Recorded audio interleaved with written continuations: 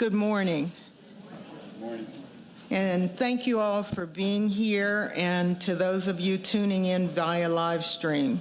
Today's meeting is the first time we've convened as a full board since the annual retreat last month. The retreat allowed us to learn about the progress made on the Vision 2030 strategic plan across each of the 5 priority areas. My takeaway is that the USM is making strides toward goals set out in Vision 2030 to educate and serve the people of Maryland, advance equity, justice, and opportunity, and produce research and scholarship that improves lives. We heard from the USM system leadership and the presidents from the institutions across the state. Their work is truly innovative, but there is so much more work ahead. It is clear that the leaders within the USM understand the significance of what they are doing, and perhaps more importantly, are committed to getting it done. We also heard sessions on the Institute of Health Computing and the AI Institute at Maryland, as well as a refresher on Middle State Standard 7. I want to thank all of those who participated, the regents, the presidents, the directors, and staff who were highly engaged and thoughtful. Turning to our agenda today, and following the period of public comment, we will hear from the universities at Shady Grove Executive Director Ann Kademia, and after that, we will hold the educational forum and then hear from Chancellor Perman and the advisory councils. So it is now time for public comment. Ms. Wilkerson will moderate the public session. Ms. Wilkerson? Thank you, Madam Chair. Each regularly scheduled meeting of the Board of Regents will include a period for public comment. In accordance with the guidelines, which are posted on the USM website, the agenda will set aside time for this purpose. Requests should be submitted 48 hours before the meeting. We have 2 public speakers here today who've requested to address the board, and each will have 3 minutes to do so. The board fully dedicates this period of public comment to the speakers and will not respond to questions or comments during the meeting. As needed, any follow-up will take place afterwards. So our first speaker this morning is Erin Grace Nurek-Schreiner, and she is from College Park and will speak on graduate student collective bargaining. Erin?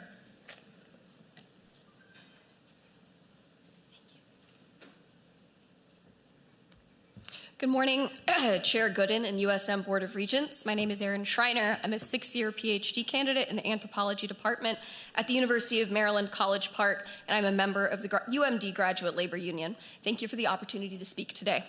I'd like to address the Shared Governance Awareness Survey findings attached to today's agenda.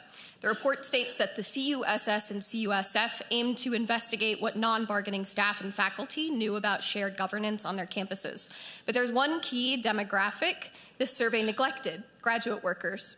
Graduate workers are also subject to shared governance procedures, are currently non-bargaining, and provide critical labor that universities cannot function without. By all rights, grad workers should have been included in this survey if the USM wished to understand shared governance comprehensively. However, since the survey did not address grad worker sentiment, I can share our thoughts here. At UMD, grad workers are categorically in favor of collective bargaining rather than shared governance. As of right now, of the 4,100 total grad workers, over 2,500 have signed union authorization cards. This is 250 of them.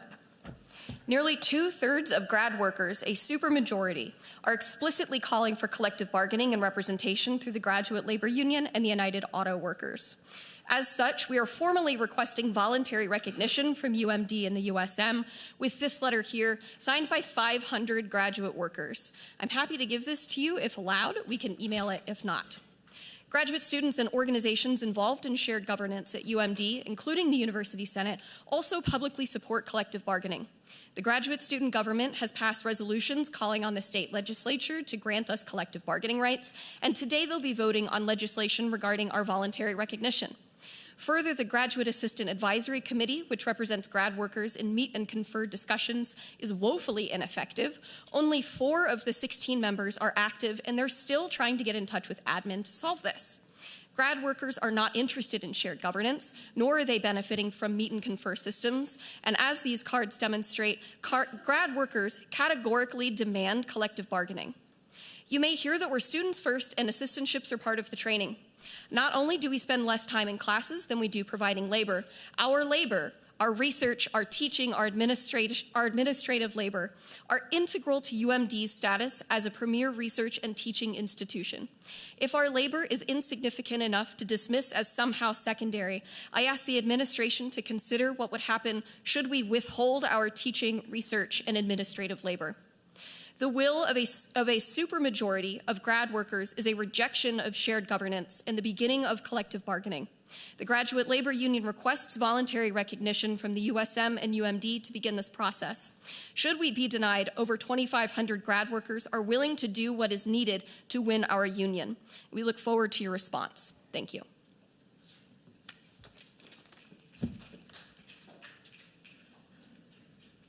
Thank you. Our next speaker is faculty member Daniel Marcus Green, and he will also speak on the shared governance survey.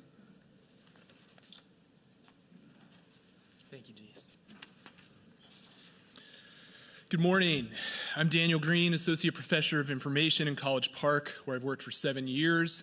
Before that, I worked at a small startup called Microsoft. I trained the data scientists who go on to firms like Lockheed or Accenture or the federal government. I'm here to speak on shared governance as the Vice President of United Academics of Maryland, UMD, the union for all faculty. The QSIF survey on today's agenda reveals broad dissatisfaction with shared governance. We push that button and nothing happens. This breeds resentment. Allow me to explain. The most obvious example is right in front of you. A supermajority of UMD graduate workers have signed union cards of the Graduate Labor Union. Earlier this year in the Maryland Senate, our dean of the graduate school said that graduate workers did not want a union, and when pressed about the stack of signed cards next to him replied, quote, "I don't know how they have been presented to students," as if a supermajority of our graduates somehow suffered mass delusion. Lobbying against your own employees like this breeds resentment. I urge UMD to recognize the graduate union. They just want to do their jobs. They want to afford rent. They want to have their visas delivered on time. You say they aren't real employees, but you're obviously hiring them to do the same work that I do. From 2014 to 2022, UMD's enrollment increased 10.7%, while the amount of tenure-track faculty fell 6.9%, and graduate TAs rose 11%. Peer institutions from Pennsylvania to Florida to Michigan to Nebraska collectively bargain with graduate and faculty unions. Your refusal to live up to their example breeds resentment. Denying union recognition is just one form of disrespect. When I received tenure, UMD celebrated by canceling my health insurance and my first paycheck. This happened to about 20% of new promotions across many different colleges, including a colleague of mine in remission from cancer. Exceptional for tenured faculty like me, but not for grads, hundreds of whom miss paychecks every semester. Why? Because we balanced our budget by making clerical vacancies permanent. This disrespect to payroll staff, disproportionately black women, breeds resentment among the faculty who rely upon them. This disrespect is why, according to President Pine's climate survey, 70% of UMD faculty feel uncomfortable with the campus climate, and 51% of faculty, including myself, have considered leaving UMD. 24% of faculty have experienced exclusionary conduct on campus, 36% of black faculty. We keep one eye on the door because it's uncomfortable and nothing changes. We get a blue ribbon committee and a slideshow. Vice President-elect J.D. Vance has said, quote, "The professors are the enemy. We expect more attacks. Who knows whether the NSF will continue to fund my $3 million grant to expand black men's participation in data science. Right-wing activists have already targeted us, our student, and even President Pines and his family with vicious death threats. I am so sorry this happened, Dr. Pines. We want to help you build a stronger university where everyone belongs. Our graduate students are seeking union recognition to do just that. Our working conditions are students' learning conditions. We are not the enemy, but on campus we are treated like it. Do the right thing, bargain with grads now and faculty when they're ready, because we should be together against the forces seeking to destroy public higher education. Thank you. Thank you. And that concludes public comment.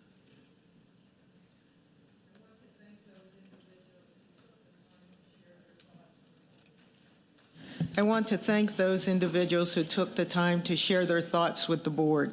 We certainly appreciate your input. I would like to now invite Dr. Kademian to provide the morning welcome. Dr. Kademian, thank you for your leadership and a wonderful and educational evening. I believe we all know a bit more about binary economics. Well, good morning, Chair Gooden, and members of the Board of Regents, Chancellor Perman, university presidents. Welcome to the universities at Shady Grove. I hope you all enjoyed our time together last night, meeting our students and learning more about community wealth building as well. USG is one of 3 regional higher education centers in the University System of Maryland and one of many across the state. Here at USG, we partner with 9 USM institutions to provide 80-degree programs right here in Montgomery County. This unique and innovative model creates accessible and affordable higher education opportunities for thousands of students who work, who have family responsibilities, who are financing their own education, and many who are first in their families to go to college. Over 15,000 graduates have earned their bachelor's or master's degree from USG, from programs here at USG, the majority of whom have stayed in the region to make this their home, build their careers, and contribute to our community. RHECs are strategically located to provide students essential geographic access, affordability through community college transfer pathways, and quality high-demand degrees from prestigious USM institutions that align with workforce demand for areas of the state underserved by our traditional four-year degree institutions. Here at USG, we are working with our partners now to build the next generation RHEC. Inspired by the governor's vision for a strong future Maryland economy and inspired by the USM Vision 2030, we aspire to ensure that every student in a program at USG graduates career ready. We aspire to see every student have employer-based experiential learning opportunities. We aspire to meet every student where they are to provide the support they need to succeed. And we aspire to see every student graduate as close to debt-free as we can get, and we are focused on post-graduation success, meaningful employment, and great careers. To achieve these outcomes, we need to think and work together as an ecosystem of educators, employers, government, and community partners. Today, I'm joined by 3 special guests who illustrate this partnership. Dr. Ruth Chang, Senior Vice President and General Manager, Research and Industrial Solutions, and Chief Strategy and Innovation Officer with American Type Culture Collection, or ATCC. Dr. Andrew Koop, who's professor in the Department of Pharmaceutical Sciences and Associate Dean for Graduate Programs at the University of Maryland School of Pharmacy, supporting the pharmacy programs here at USG. And Rebecca Uboy, Branch Chief Administrative Officer of the U.S. Courts and graduate of the UBALT undergraduate and graduate programs in Health Systems Management. Their stories will highlight USG's commitment to developing talented, career-ready graduates as the most important driver of economic development in our county, our region, and our state, and the need to tackle this challenge in partnership across the educational institutions and with employers. So I'm going to ask my, I don't know if that's me or, am I okay? I'm going to ask my colleagues now to share their stories. Ruth? Good morning, and thank you, Anne, for the invitation to speak to you all today. It's really a pleasure to have this opportunity to highlight a unique partnership between ATCC and USG. ATCC is a mission-driven global biological research center and standards organization. It's the leading developer and supplier of authenticated cell lines and microorganisms. We have a rich history, nearly a century. We're celebrating 100 years next year, actually. A rich history and knowledge that provides products, services, and resources to scientists that really build the life science industry and many other scientific disciplines. When thinking about a workplace-based program, we really wanted to give opportunities to a diverse set of students who can enter the workforce in the life science industries and help us build this burgeoning region. I recently was at a biohealth conference and also spoke about workplace development and the importance of that for this area. ATCC has multiple locations across the DMV. We have a research and innovation center firmly placed in Montgomery County in Gaithersburg, and then another location in Germantown. Starting in fall of 2023, through our Student Partnership and Research Collaboration, or SPARC program, we brought in the first 5 students into this partnership, this program, and brought them into ATCC's workplace. It's really of true benefit when the students can be working part-time rather in a workplace that's related to their degree and career interests, rather than a full-time job in another setting. So we know that these students have benefited significantly from a workplace-based learning program like the one we have developed here. ATCC has now hired 2 of the first of the 5 cohort.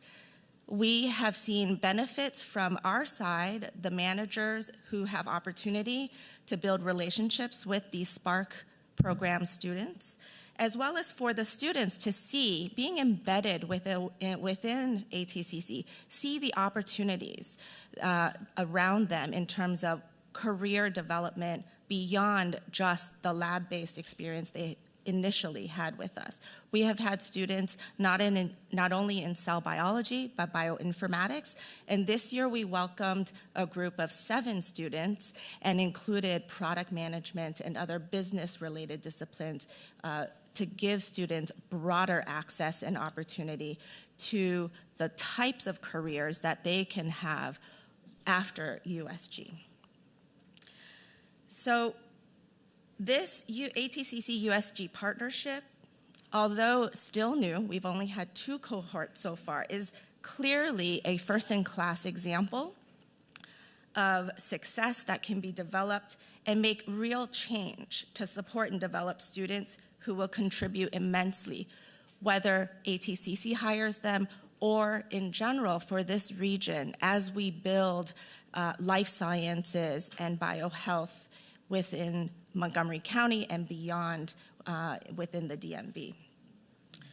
We are very honored to continue to partner with Ann and USG in this program and hope it serves as a model for encouraging opportunities for students with a diverse background and showcasing opportunities within a workplace setting and giving them a view of what their careers could be beyond the classroom.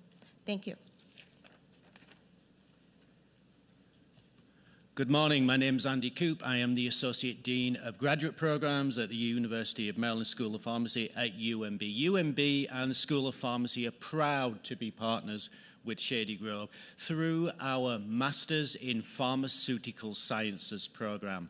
It fits the core missions of Shady Grove. Pharmaceutical Sciences prepares our graduates for careers in the biotech industry and also government agency. And with expanding private and public investment in the county and state, we do need to ensure the continued expansion of pharmaceutical sciences to provide a top-notch, educated workforce. Started in 2019 with 6 pioneer students, and I'm now proud that we have educated over 100 students, many taking jobs in local industry. AstraZeneca, Eurofins, Novamax, all from Gaithersburg, I don't know my area here, I don't know where I'm pointing, have all taken our students. 40% of our graduates are employed in Maryland, 60% nationwide, something we'd like to focus on getting more employed in the state.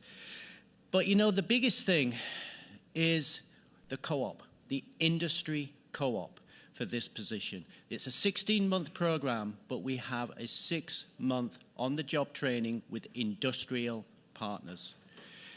This bridges the gap for these students between the basic science education in the classroom and providing the skills and access to the cutting-edge technologies they need to succeed in the workplace. Companies and students have embraced the co-op. The most successful collaborations has been with AstraZeneca. Of the 100 students I mentioned, 38 have experienced a co-op opportunity, and we continue to grow. And we're always looking for more partners, by the way, with more co-ops. So we would love to have these places with more students. I want to thank you all, Regents, for your support of Shady Grove. The impact of that support is clear on the success of the MS in Pharmaceutical Sciences, but really, it's really the success of our graduates and the impact on Maryland. Thank you.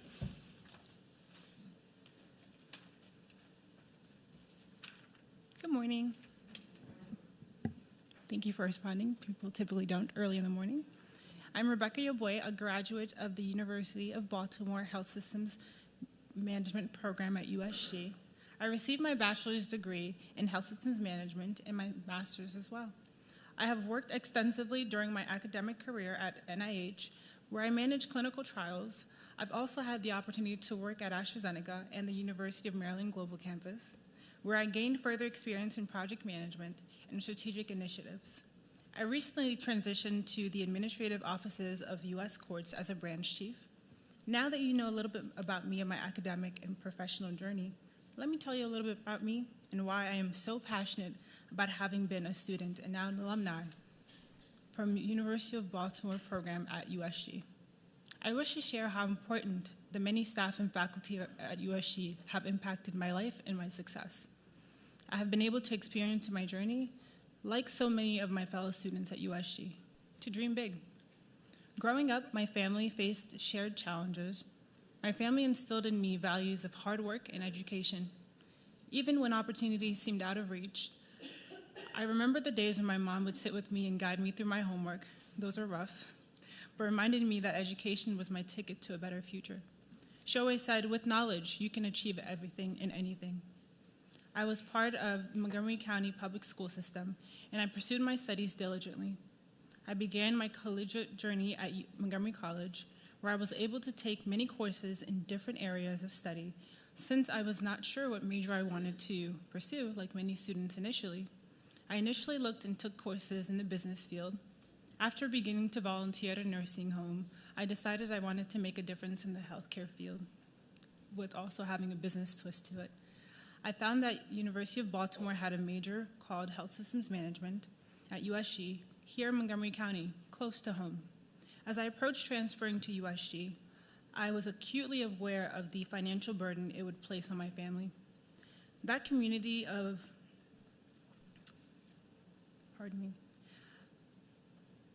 that's when I discovered and received a Business Hall of Fame scholarship, allowing me to be able to be supported by the institution, and that was really helpful, specifically since it was within the county and the region. It was a lifeline, an opportunity that allowed me to attend the University of Baltimore at Shady Grove. With this scholarship, I was not only able to afford tuition, I was able to focus on my studies without the constant worry of financial strain. My time at USG was phenomenal. It was a phenomenal experience that prepared me for my career, including being able to help by staff on both campuses and by students in shared services that is provided at USG and at Baltimore. And the robust student life, like the Ambassadors Program and multiple student organizations, where I learned and got a significant amount of leadership experience.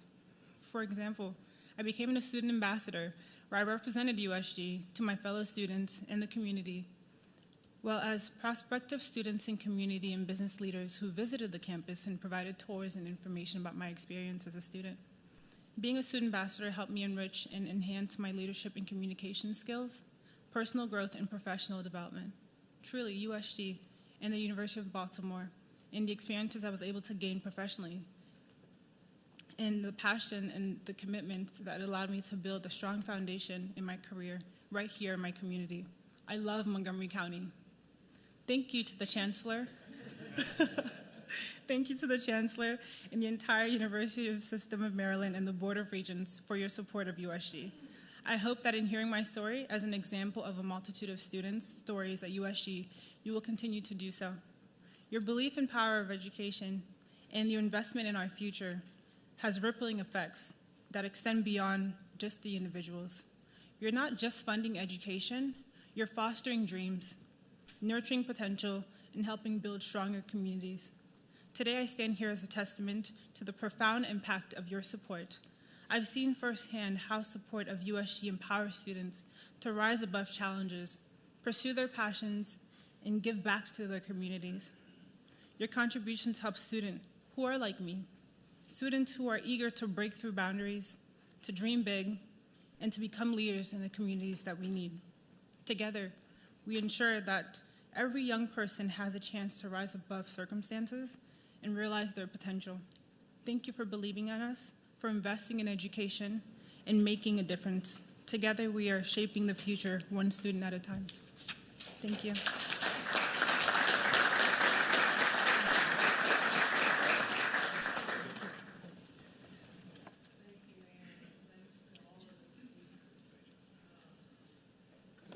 Thanks to Ann, and thanks to all of the speakers. We're now going to move to the Educational Forum. I'm going to ask Chancellor Perman to introduce this morning's Educational Forum speakers, given his very special connection to the School of Social Work. Thank you, Madam Chair. For today's Education Forum, I'm delighted to welcome a trio of colleagues from the University of Maryland, Baltimore. Yes, my former stomping ground. Joining us from UMB School of Social Work are Dean Judy Postmus, Associate Dean Nesma Selenas Donner, and longtime Board of Visitors member, Ms. Michelle Speaks. As you might imagine, through its teaching, research, and practice, its service mission, the School of Social Work has been instrumental in advancing the health and welfare, the well-being, not only of countless people, but also the communities they call home in Baltimore and far beyond it. The school has done so mindful of its mission and tradition of equity and social justice. That's what social workers do. During my time at UMB, the school began to focus on its own house, its students, faculty, and staff. So, ladies and gentlemen, Regents, this presentation, as I anticipated, will highlight how the School of Social Work used what we can call a pivotal moment to reflect on its own work, its policies and practices, and hold itself accountable to the tenets of the discipline on which it's founded. These leaders that you're going to hear from were kind enough to update me on their efforts. They did this some months ago, and I thought it would make an illuminating Ed Forum. And I want to especially thank President Gerald for his eagerness to share their work and their outcomes. Colleagues, Madam Dean, the floor is yours. Thank you, Chancellor Perman, for your wonderful words, and my apologies to the Board of Regents and Chair Gooden for I'm coming off the tail end of a cold, and welcome to all the presidents as well. If someone from the tech group could put my PowerPoint up, that would be great. So while they're doing that, I just wanted to say that we're a school, a top 25 school in the country. We are the largest school of social work in Maryland. We have roughly 650 odd students at our school, with 200 of them, or almost 200 of them, the largest group ever, here at the Shady Grove campus. We are, I'm constantly getting phone calls from our community providers asking for social workers. We desperately need them in our community, and we're glad to be part of that process to do this. So today I just want to talk a little bit about defining DEI, addressing some of the myths and facts, because you probably have seen a lot of this in the media as around DEI work, talk about the School of Social Work and our transformative change, as well as a little bit about the challenges ahead and recommendations. You should have gotten the PowerPoint. If you haven't, I'm sure that they will send it to you. Okay, so let me see if, just do this. Oh, there we go.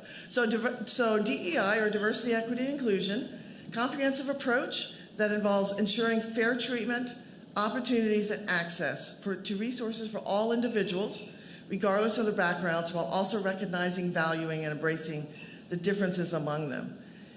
And sometimes we focus on DEI not necessarily only on diversity, equity, and inclusion, but also that D's different perspectives are welcome, that everyone benefits, and trying to increase access for all. It is not just for one group or not. So let me talk about some of the myths and facts. So some people think that DEI is about political indoctrination. Fact, DEI is a business strategy aimed at achieving better organizational outcomes. Its focus is on improvement and not on what people should believe.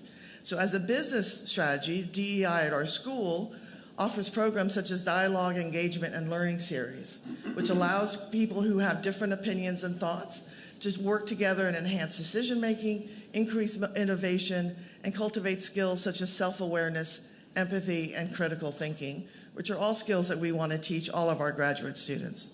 DEI success as a business strategy is measured in a number of concrete outcomes. So for our school, we have seen an increased enrollment recently, increased professional development opportunities, increased financial support for our students, greater innovation, and improved hiring practice at our school.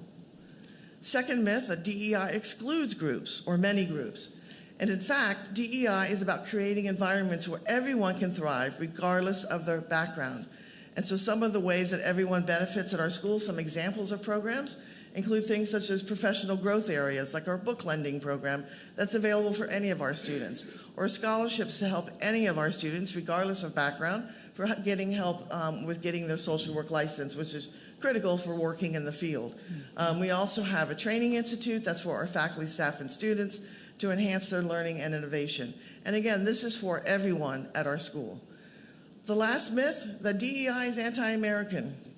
In fact, DEI aligns deeply with our core American values, such as equality, opportunity, and fairness. It seeks to ensure that everyone, regardless of their background, has a chance to succeed and contribute fully to our society, and in principles enshrined in foundational ideals like liberty and justice for all. Far from being anti-American, DEI strengthens our country by promoting equal opportunity, allowing talent and hard work to thrive, fostering creativity, collaboration, and competition, which are all values of our educational systems, driving innovation and economic growth, and becoming leaders in the global economy. So let's talk about the School of Social Work, which is what Chancellor Perman referred to. So this is a quick timeline, and I know from where you're sitting you probably can't read the words, but hopefully you have the PowerPoint in front of you, where back in 2014 it started the journey where the faculty created a diversity and anti-oppressive committee. In 2017, because of some of the challenges that were faced internally in the school, that they brought in Dr. Damon Williams to do a climate assessment. In 2018, we had students and alumni writing to our accrediting body saying that we were not meeting accreditation standards, and we were put under an audit by our accrediting body in 2018. 2019, there was a DEI task force was formed in which they were recommended to hire a full-time dean that focused on this. 2020, here I come in the middle of COVID, start a position in a state. I'm not from Maryland, I'm not from Baltimore, and so coming in 2020 in July, and at the same time in August, hiring a new Associate Dean of Equity and Inclusion and Strategic Initiatives. Ms. Najma Celestine Donner is here with me. And in 2021, we opened our first office of the DEI, and we hired full-time staff to support our Associate Dean. We created strategic plans that implemented and actually have outcomes to support the task force recommendations, including the assessment from Dr. Williams. And we put in some impactful initiatives that I will talk about briefly. Our policies and programs were implemented, to the point that when CSWE, our accrediting body, came back in 2024 for our normal reaccreditation standards, that they came back and they were so impressed with the DEI work we were doing that they asked for resources for us to give to them to take back to their own institutions.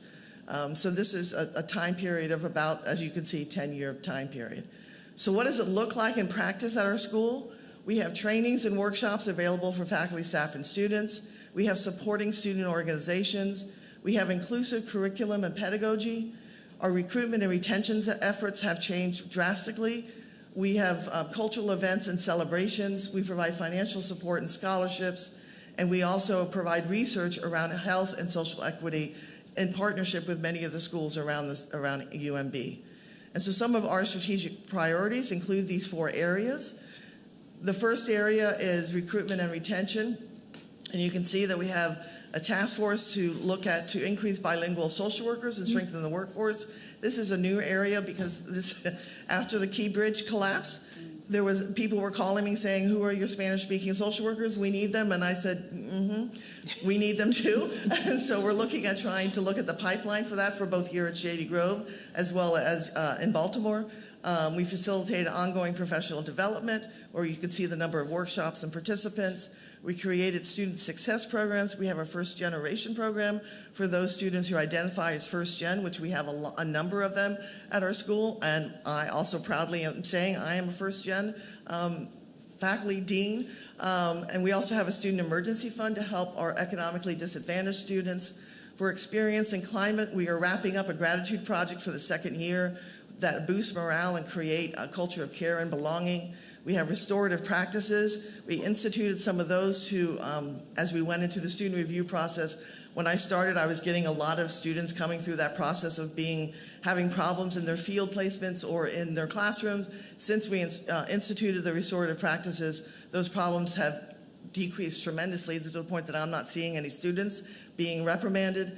We also have JEDI awards where over 100 individuals have been acknowledged. For our professional development and career advancement, we changed the title of clinical instructors to School of Social Work professors to allow for a promotion pathway. We've seen 31 promotions and raises and equity adjustments in 2023. We also launched our own training institute, which has trained over 400 faculty, staff, students, and practitioners. And we had a summit earlier this year where we had 150 participants with over 25 organizations represented. And finally, you can see the work that we're doing in our community. Our Positive School Center supports 30 schools in Baltimore City and is the lead agency for 12 community schools. We have a number of efforts in our DEI as we strengthen our scholarship and fellowship efforts with over $3.5 million in non-loan aid provided to more than 600 students each year. And we've recently have seen in this last fiscal or academic year an 8.8% increase in our student enrollment. So some of the challenges ahead include our plans from the incoming administration and our country that aim to restrict or remove DEI programs and institutions receiving federal funding. As of today, hundreds of universities have completely shut down their DEI program across the country. And the fear is that more will be required to, based on some of the information we're hearing from the new administration. Our state legislation since 2021, 306 educational bills have been introduced in 45 different states, and many of those bills across the country have led to the elimination of DEI in offices of higher education. So recommendations, first, thank President Gerald and Chancellor Perman. I could not have gone on this journey at all without them. Their support has been incredible for our office and the work we've been doing. Second, support the presidents as they try to strengthen their DEI infrastructure to support success on their own campuses. Advocate with legislators and community leaders to debunk the myths and stop the spread of misinformation around DEI. Communicate how DEI creates impact and leads to concrete results for our students, our institutions, and the citizens of Maryland. And finally, use our school as a case study of how the work can evolve in an academic setting and how it helps other institutions in Maryland and across the country. I thank you for your time today.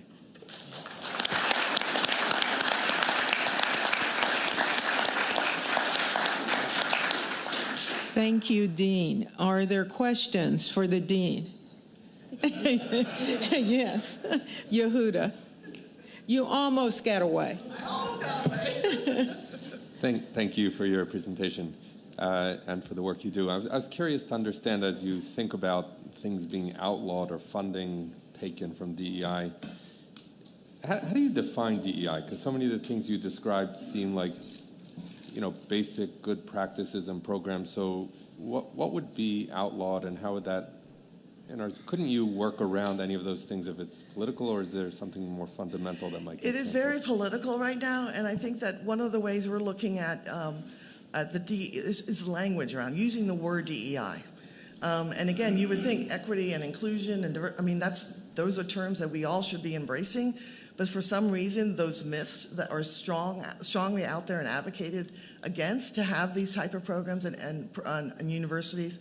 So we're looking at trying to potentially change names because it is beneficial to all. But it is a huge challenge and a worry that we have certainly at our university, as we rely a great deal on federal funding, and worry that something might happen if we continue to put an emphasis on this area. I don't know if that answered your question or not.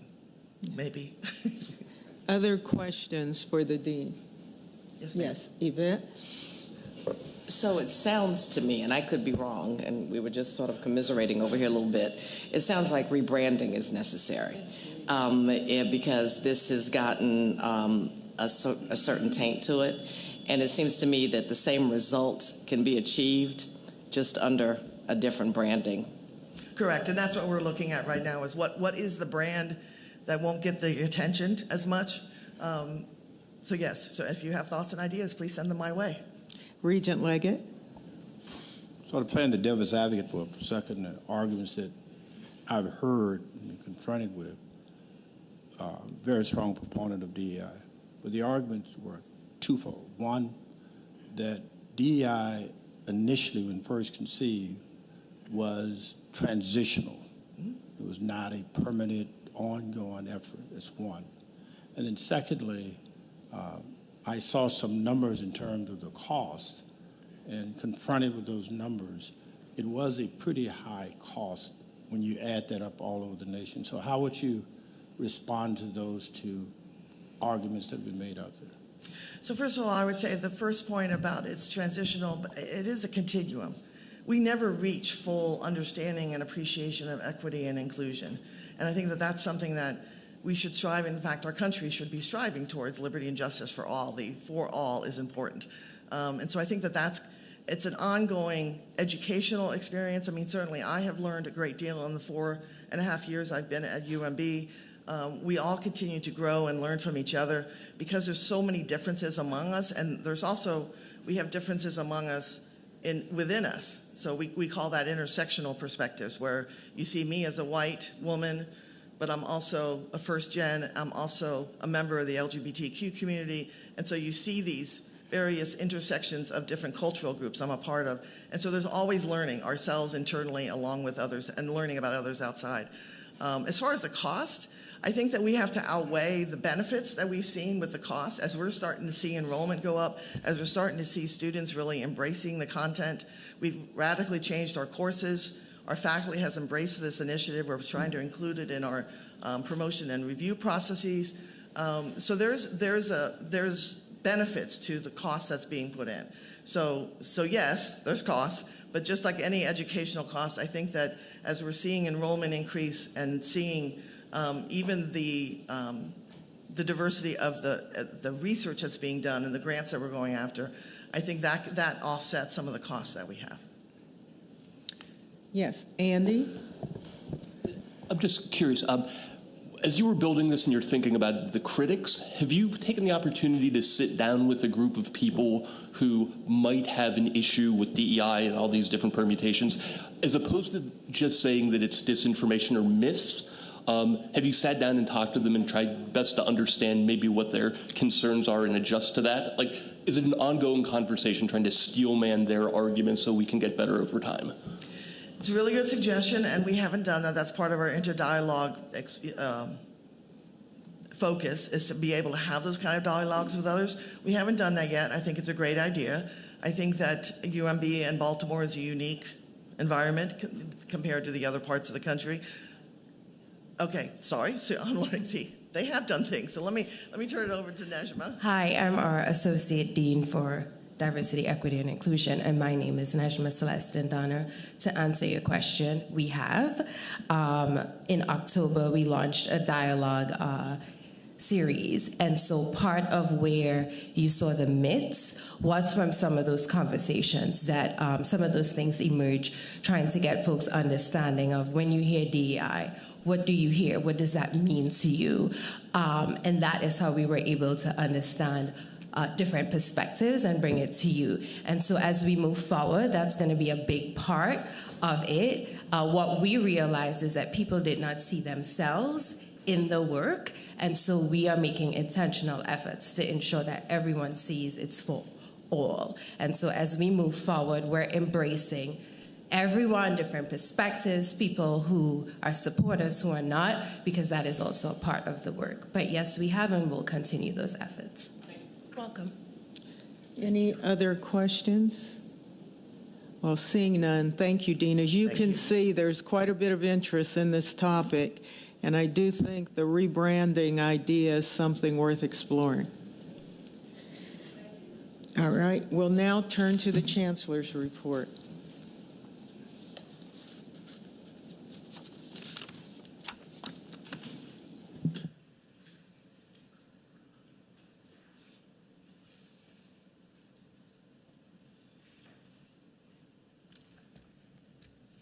Thank you, Madam Chair.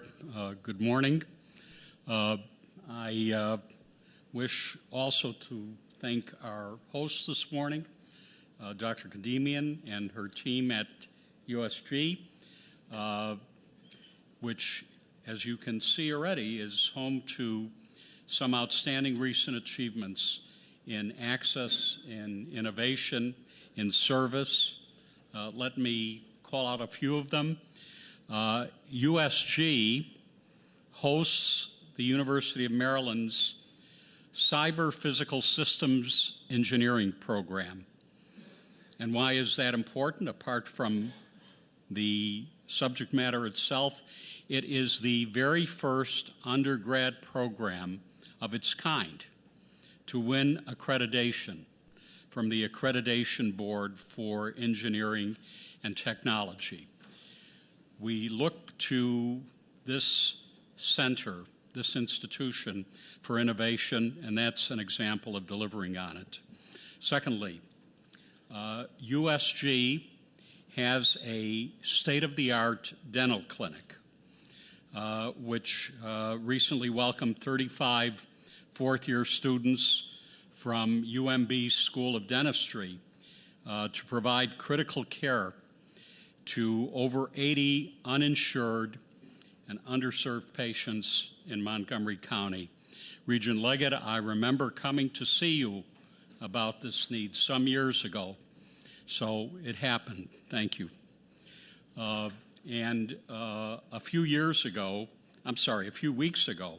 USG hosted the annual Montgomery County Business Hall of Fame ceremony. Over a dozen years, this event has raised almost $2 million to fund scholarships for 2,500 USG students. So great work, Dr. Kademian. USG's fellow regional higher ed center, the USM at Hagerstown, has some scholarship news of its own.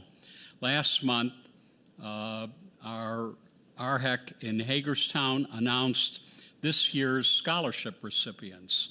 26 students awarded over $84,000 in aid. Thank you, Dr. Ashby. And last week, our USM at Southern Maryland hosted what I understand, because I am sorry I couldn't come, an extraordinary autonomy summit, drawing more than 300 leaders from the Department of Defense, the University of Maryland, and regional industry partners.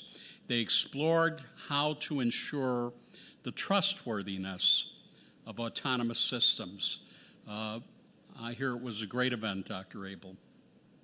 Speaking of autonomous systems, Bowie State's Autonomous Technologies Lab won Department of Defense funding to acquire cutting-edge robotic systems to expand the lab's AI-enabled work in search and rescue. And Bowie hosted its 4th annual HBCU Plus Entrepreneurship Conference this month, showcasing its expansive opportunities to 900 student entrepreneurs. Entrepreneurship, special focus of yours, President Breaux, and congratulations. Speaking of entrepreneurship, Frostburg State held its second annual Bobcat Innovation Launchpad, challenging 80 students across 40 majors to develop and test ideas that reimagine rural resilience. And I know Frostburg is thrilled that its enrollment has climbed for the second consecutive year. More than 4,000 students now call FSU home. Good work. Congratulations, Mr. D'Elia, and carry that to President Nowacek as well. Meanwhile, UMES is celebrating a 4-year growth trend. Total enrollment at UMES has now eclipsed 3,000 students for the first time in 5 years. Innovation again, is trending up.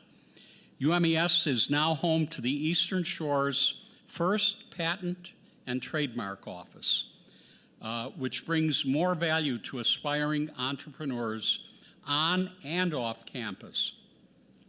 And President Anderson has been getting around.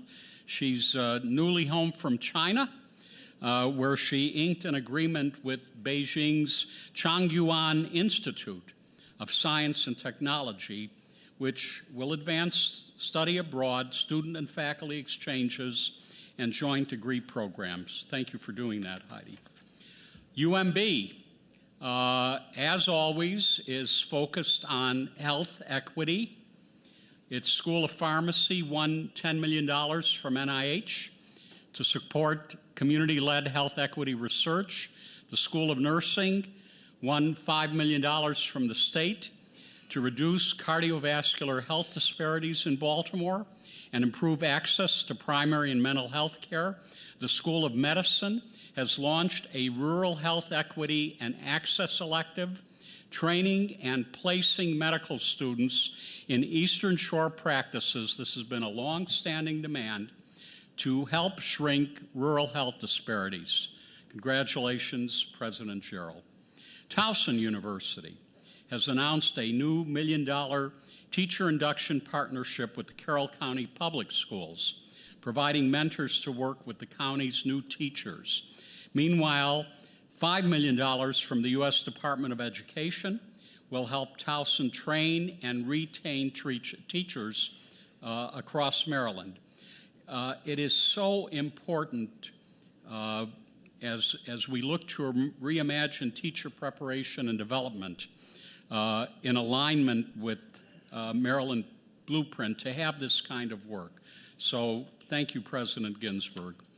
Coppin State. Coppin State draws strength from its neighbors. The university just reopened its community garden, providing space for engagement in nutrition and sustainability. And the university just hosted its annual summit on closing the wealth gap, promoting financial literacy and wealth building for emerging communities. I'd also be remiss if I didn't mention that Coppin welcomed its largest first-year class since 2011. Plenty to be proud of, President Jenkins, and appreciate all of your engagement with the community. Salisbury University, celebrating campus transformation. The new Henson Planetarium opens up opportunities for students studying astronomy and astrophysics. And now ongoing is a $60 million renovation, which will transform Blackwell Hall into Student Services Hub and into one of the system's first net zero buildings. You know, it's fitting for a university that's ranked once again among the nation's top 30 sustainable colleges to create such spaces. So thank you, President LaPree. Speaking of sustainability, the Chesapeake Biological Lab at UMSES has announced a landmark $1 million gift from longtime supporters Brian Hochheimer and Marjorie Wax. The gift will establish the lab's first ever endowed professorship. Congratulations, President Morales-Wilhelm. And at UMBC, Gestar 2, I hope I'm pronouncing that right, has clinched a 2-year, $47 million extension of the cooperative agreement with NASA, advancing the agency's space missions and enriching Earth science scholarship. Meanwhile, an NSF grant allows UMBC to investigate whether AI-enabled digital twinning will help us gain ground around diseases like Parkinson's, Alzheimer's, MS, and UMBC's new Institute of Politics, which I know you're very proud of, made a mark this election season. Its inaugural UMBC poll was featured in several state and national news outlets. So congratulations for all of that, President Shears-Ashby. UBALT, also prominently featured in the run-up to the election. Its work in civic engagement, President Schmoke, has earned a raft of national awards. The latest, its third gold medal from All In Campus Democracy Challenge. This recognizes UBALT for having the highest voting rate among the country's four-year schools, the highest voter registration rate, and reliably strong programs in civic education and engagement. Great work. UMGC also knows something about civic and national service. Its new program, which is called Credit for Military Rank, motivates active duty and retired service members to complete their undergrad degrees by offering them academic credit for the skills they gain as they rise through the military ranks. Thank you, Dr. Fowler.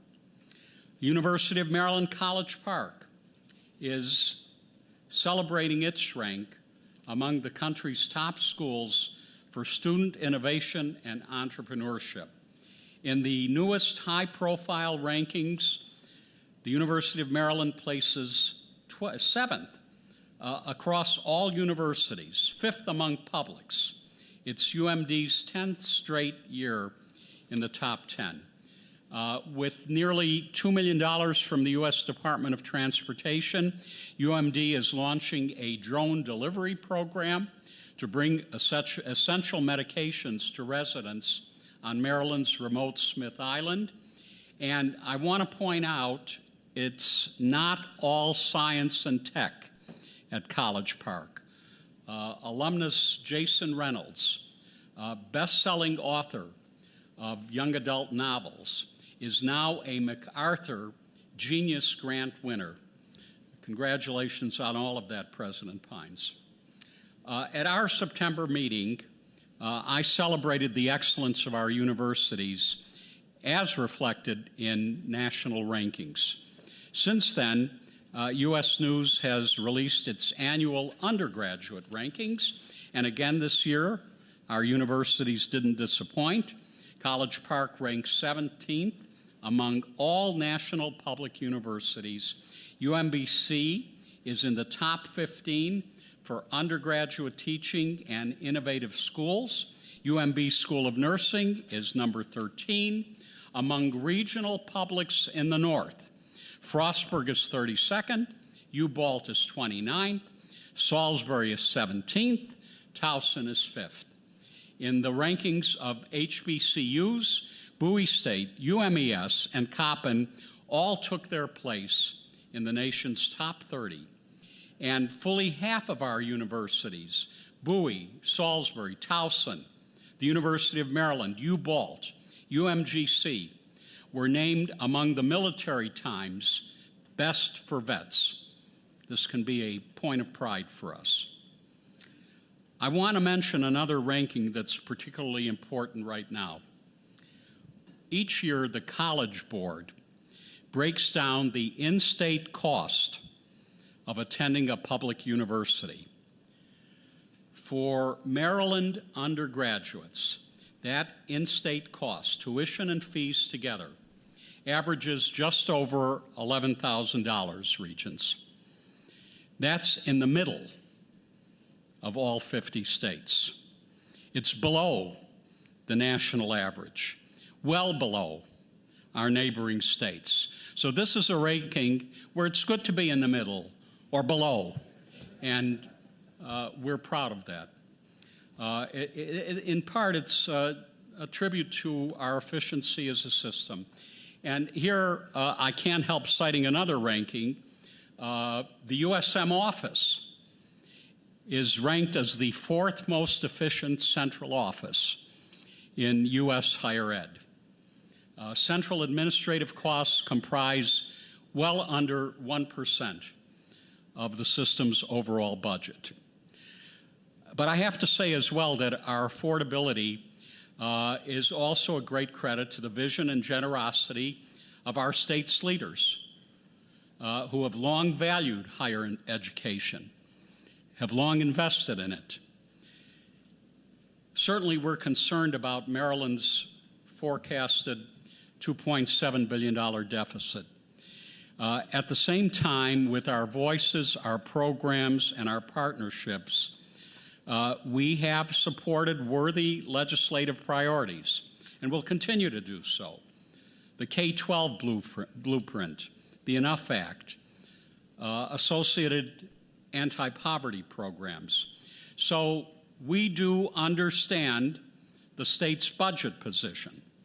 Still, in every meeting I have with Maryland's leaders, I stress what significant cuts would mean for us, and more importantly, for those we serve, and what those impacts in turn would mean for Maryland's workforce and for our collective wealth, for the innovation that we've talked about here today that lifts the state and the economic mobility that lifts its people. And finally, lest I end on a challenge, I'll turn instead to a triumph. I've mentioned throughout this report the good news of enrollment at our various schools. But that good news doesn't reflect only pockets of growth. So with apologies to Associate Vice Chancellor Muntz, who reports these things so well, I'll steal just a portion, the best portion of his enrollment report. Please. With another year of growth, you all need to know that our undergraduate numbers are back to pre-pandemic levels. We have our second highest undergrad total in USM history. That's not all. We have our largest ever, first-time full-time class, breaking last year's record. Together, our HBCUs have their largest first-year class in 16 years.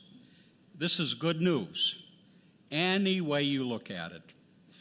But, and I don't gloat over this, if you consider our numbers in the national landscape, they're particularly notable because nationwide, in contrast to our growth, first-year enrollment dropped 5% overall.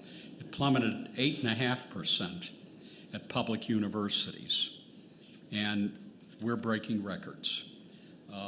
Very concerningly, nationally, at U.S. colleges with high Pell Grant rates, first-year enrollment was off by more than 10%. Our good news, among all the bad, suggests that for the many headlines that we need to take seriously about disengagement from higher ed, about skepticism of higher ed, in Maryland anyway, we're making the case that college is worth it, that what we offer students will affordably, and I gave you that data, get them to where they want to be. So I am deeply grateful to everyone doing the work that holds us to that promise, And Madam Chair, this concludes my report. Thank you, Chancellor. Are there any questions for the Chancellor? Yes, Regent Leggett. Just a comment, you mentioned the Hall of Fame, which is held right here. On our board just a few years ago, our own chair was inducted into the Hall of Fame, Linda Gooden, and also Kevin Beverly, who's the chair of the Board of Advisors here, is also on the chair. And the connection with the business community continues because Dr. Kadema is now the board chair of the Chamber of Commerce of Montgomery County as well. So thank you for saying that. It proves that we're among stars. Yeah. Any other questions for the Chancellor? Okay, hearing none, we'll have the Council of University System Faculty, Dr. Haverback. Good morning. Good morning, Chair Gooden, members of the Board of Regents, university presidents, and Chancellor Perman. Thank you for having me this morning. Since I know that you already have my report, I'm going to make things brief per usual. However, I did not hear about Jason Reynolds, and I would kick myself as a reading teacher if I did not tell everybody, I'm sure you already know, but young adult literature is for adults as well. And I really, really think that if everybody picked up one of his books, you would be just blown away if you haven't already. So I had to throw that out there. Well, the faculty has been busy. Do you want to share the name of the book so everyone can go on Amazon and get it? I'm not going to remember them off of the top of my head, but he actually was the keynote speaker at a conference that I was at for middle school teachers a year or two ago. And there's a number of them. You can go in. Long way down. There. Heather, you are always the teacher, and I admire you for that. So, at any rate, I had to just say that. That's a great honor, and he's fabulous. And watching him speak, wow. At any rate, back to my report that was going to be brief. Faculty have been busy, and I know that we all know that. It has been a semester, and I think that people are all ready for a couple-day break next week. I wanted to give you just a few CUSIF updates. Both CUSIF and XCOM have been meeting regularly. We met in person on TU's campus. Thank you for hosting us, President Ginsburg. President Ginsburg came and gave us some updates on Towson, and Chancellor Perman also came and addressed CUSIF. As always, Chancellor Perman not only gave us an update, but he always is so generous with his time in answering any questions and all questions that faculty bring forth. We passed a resolution at this meeting regarding the C7 task force and holding elections for the task force. There are a few initiatives that I wanted to highlight. Formal resolutions have not been passed on these, but these are pieces of discussion that are going on within committees, and I believe some of them will come forward. One is that we've been discussing with CUS the consideration for having a CUSIF and CUS regent. There is AI work being done regarding socializing work on campus. And the other piece about AI that has come forth is last year, one of the committees really focused on AI and how to work with AI in students.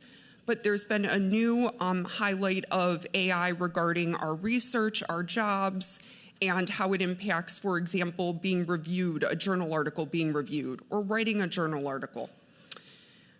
Collective bargaining rights, faculty research, campus safety, adjunct faculty compensation, reduction of GAs, and resources for faculty around AI. Those are just some of the things that are going on within committees. Formal resolutions, as I said earlier, have not been brought forth, but will be for some. I would like to wrap up by thanking all of you for all that you do to support faculty, staff, and students. It has been a very active semester, and I know that a lot of work goes into everything that everybody in this room does, as well as our faculty across the USM. I hope that everybody has a great, restful weekend next weekend, and thank you. Thank you. Any questions for Dr. Haverback?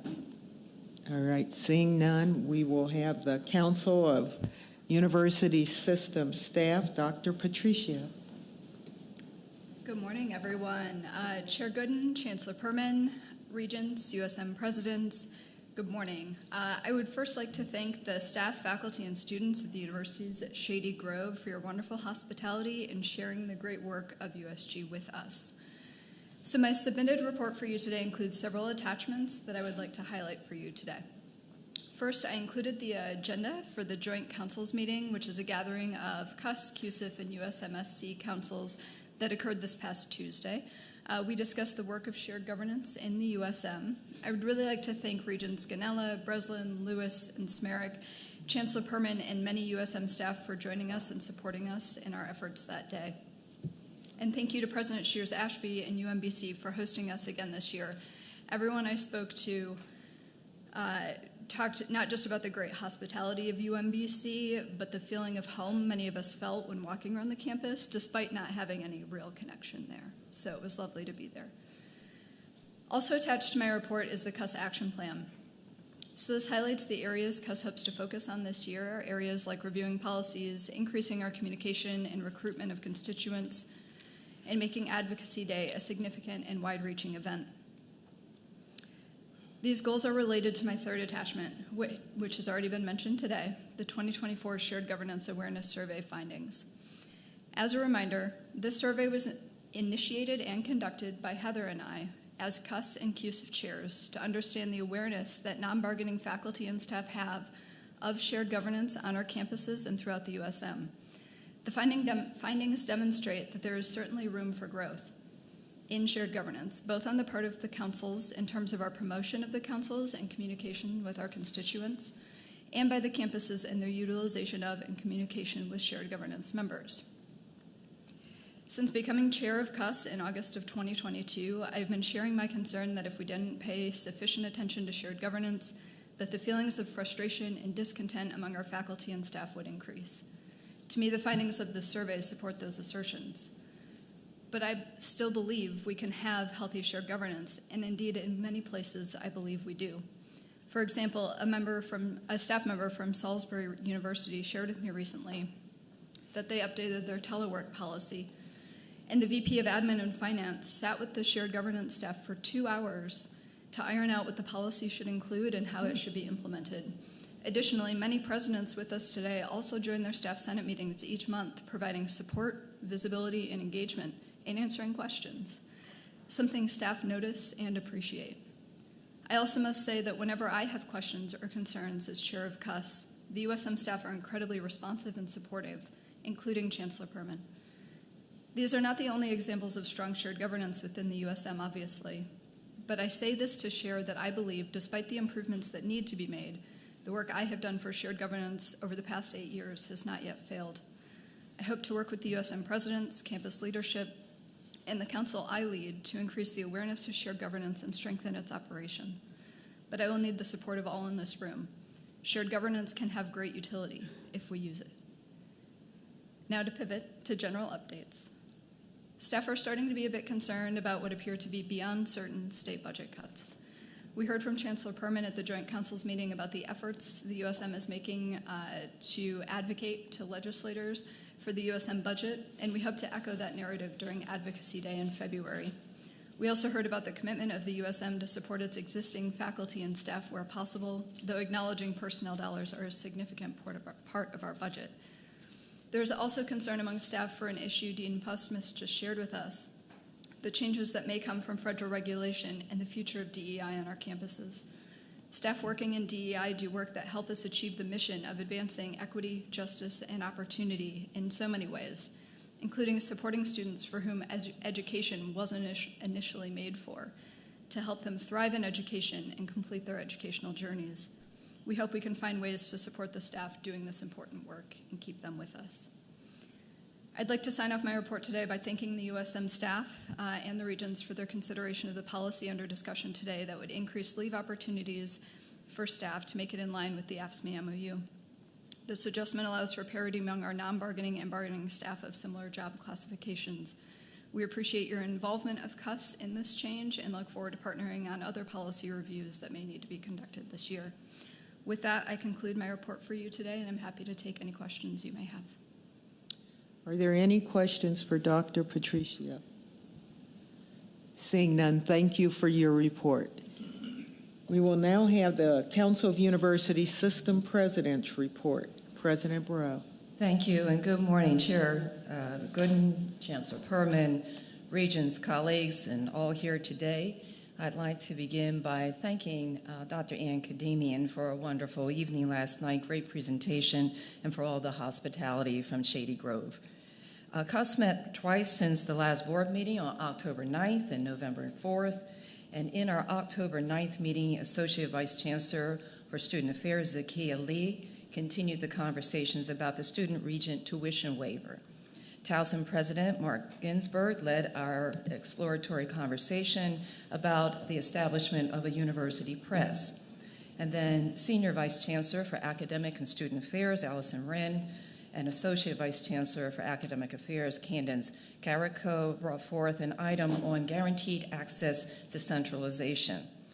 For the November 4th meeting, we joined with the Chancellor's Council, that includes the Regional Higher Ed Center directors, university presidents, council chairs, to meet together as a group. At that meeting, we discussed the proposed amendments to the USM policy on intercollegiate athletics presented by Samantha Norris, Director of Financial Planning and Analysis. And the Shared Governance Awareness Report was presented by CUS Chair Dr. Patricio, and Dr. Perman led a conversation on the campus climate prior to the election. As I conclude my report is brief this morning, and I'd like to wish everyone a very happy Thanksgiving. Thank you.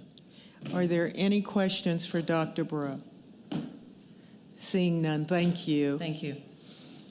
And now we'll have our University System of Maryland Student Council report. Ms. Gambare. Good morning. Good morning. Good morning, Chair Gooden, Chancellor Perman, the Board of Regents, and Presidents. In October, I attended the Chancellor's Chat for International Students, and the students discussed international student support services on campuses, housing affordability, the internship and career training opportunities, and more. At our October general meeting, students from the Maryland Youth Advisory Council and the Governor's Office for Children joined us to share more about the council and spread the word on openings for students to get more involved. We're also grateful that Dr. Michelle Masucci joined us to share more about research across the system and potential opportunities for cross-campus collaboration. At our November general meeting, Chancellor Perman joined us for a conversation with the student representatives on pre-election thoughts and feelings, and we really, really appreciated that opportunity.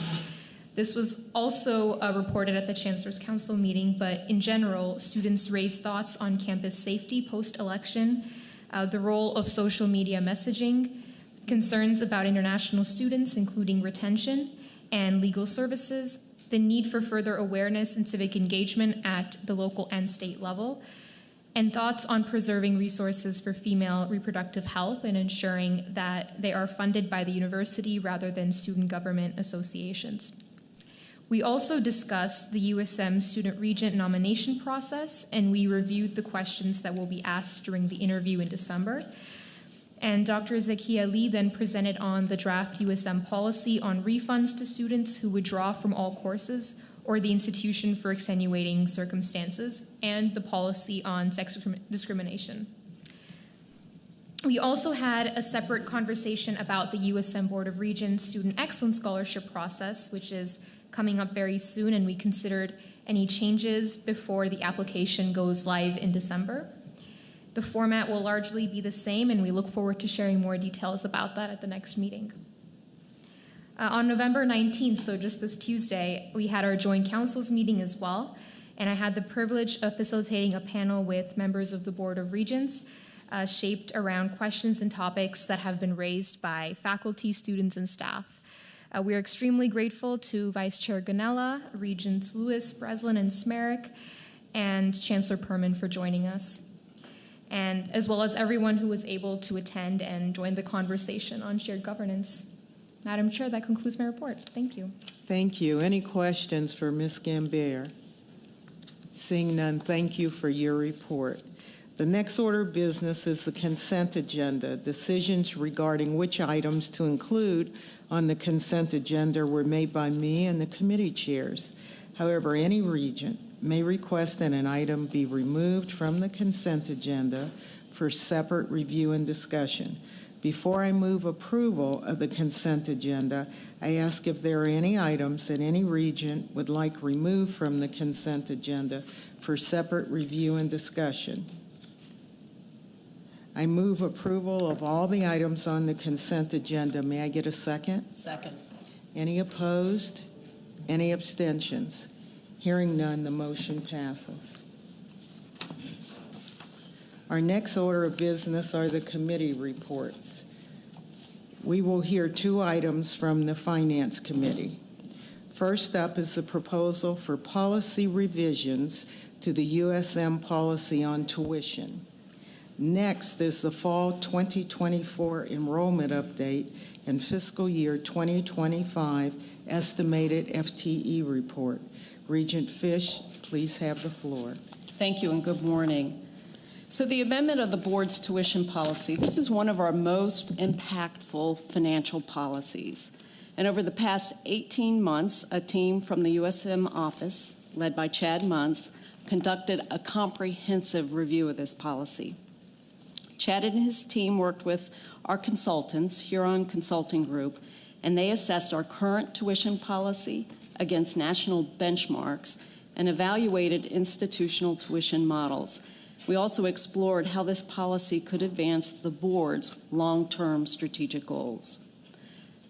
The team held over a dozen outreach meetings and surveyed institutional and shared governance leaders to gather insights into areas where policy modifications could introduce flexibility for innovative market-based tuition approaches.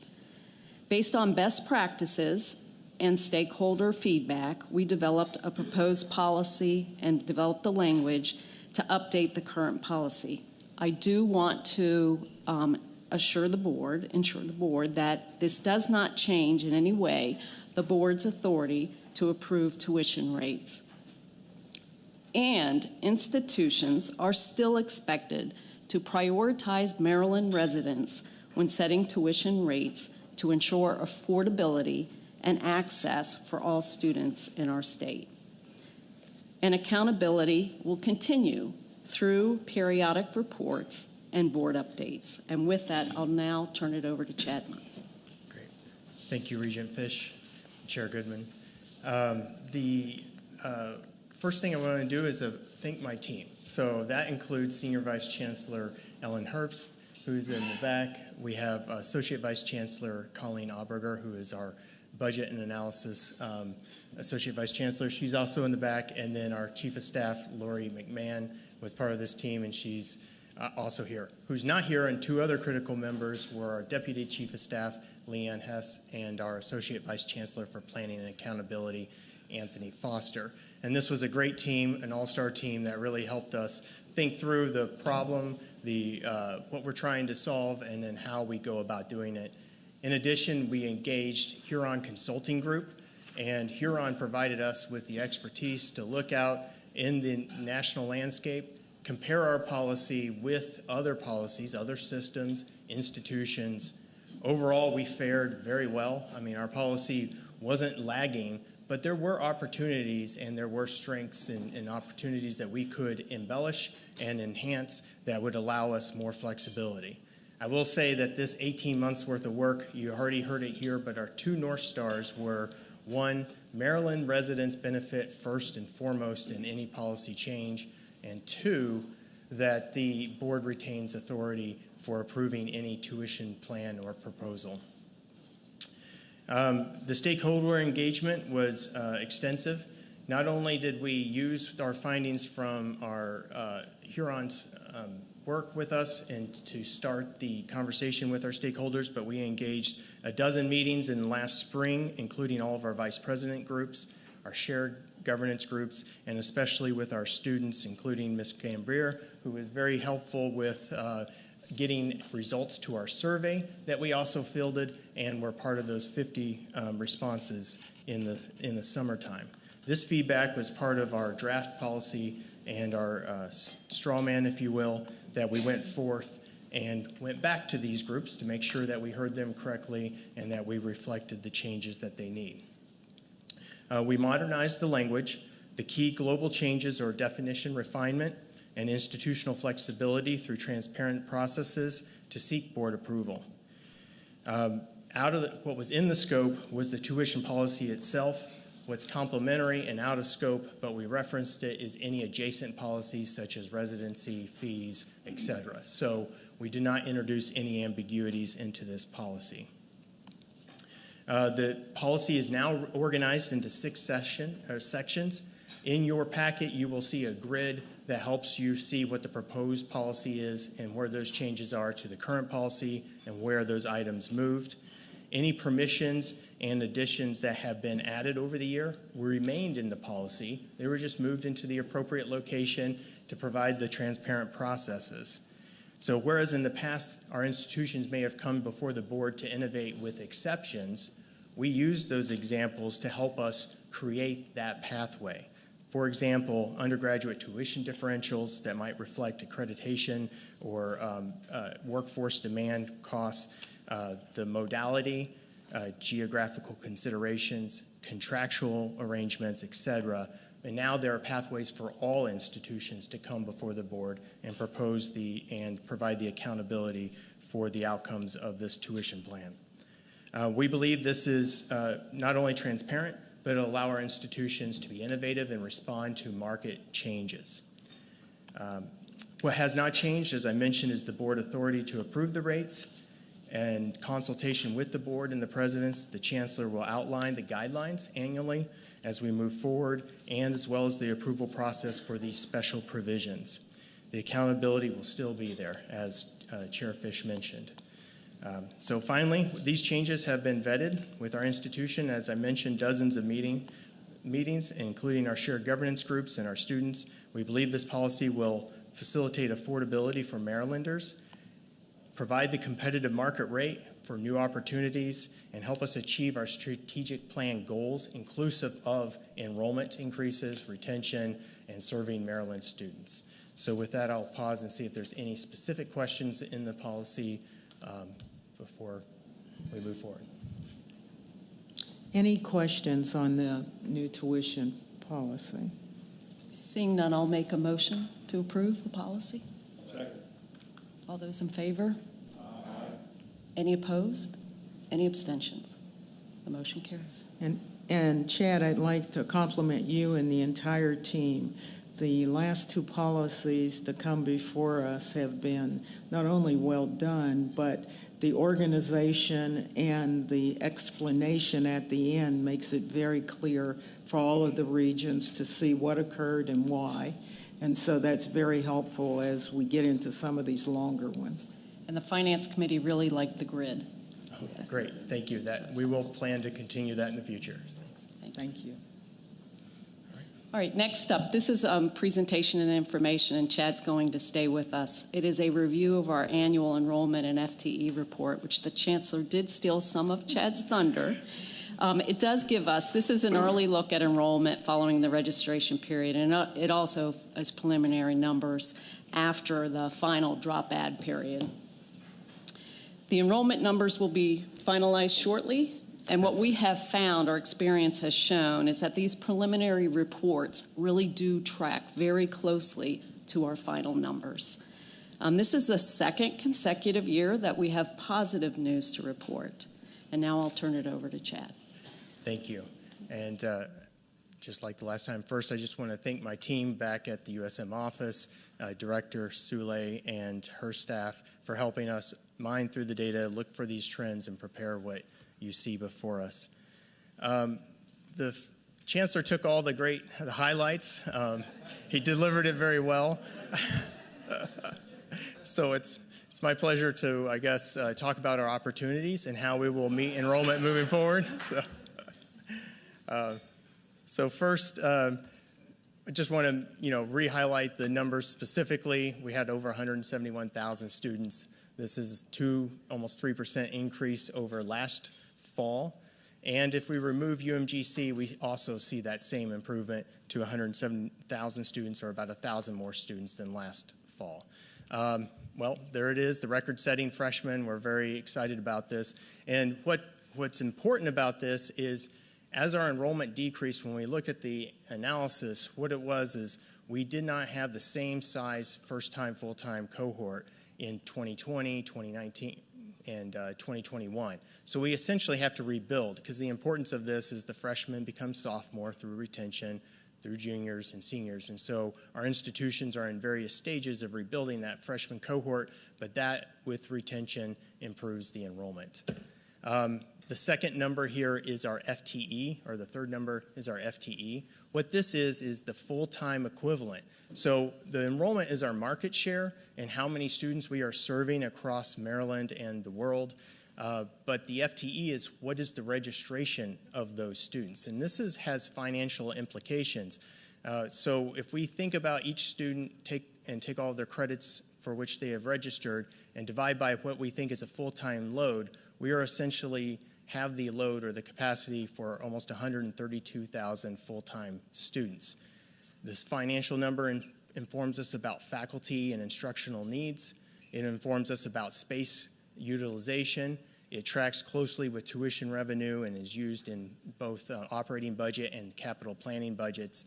And so it's also used for the state to dedicate funding to both the community colleges and the independent institutions through the Cade and Salinger Fund. So what our FTE number is actually impacts not only our institutions, but the whole ecosystem of higher ed, which is an important partnership that we work together and collaborate for the resources that we need. All right, so the financial cycle, I mentioned the pieces of it. We start at 12 o'clock with the fall enrollment report that is in policy that says, based on the enrollment plans approved last spring, we will get an update. This moves into our audited financial statements, and all of the unit record enrollment is thoroughly analyzed by our auditors to assure that the students did register for class and they met the definitions required.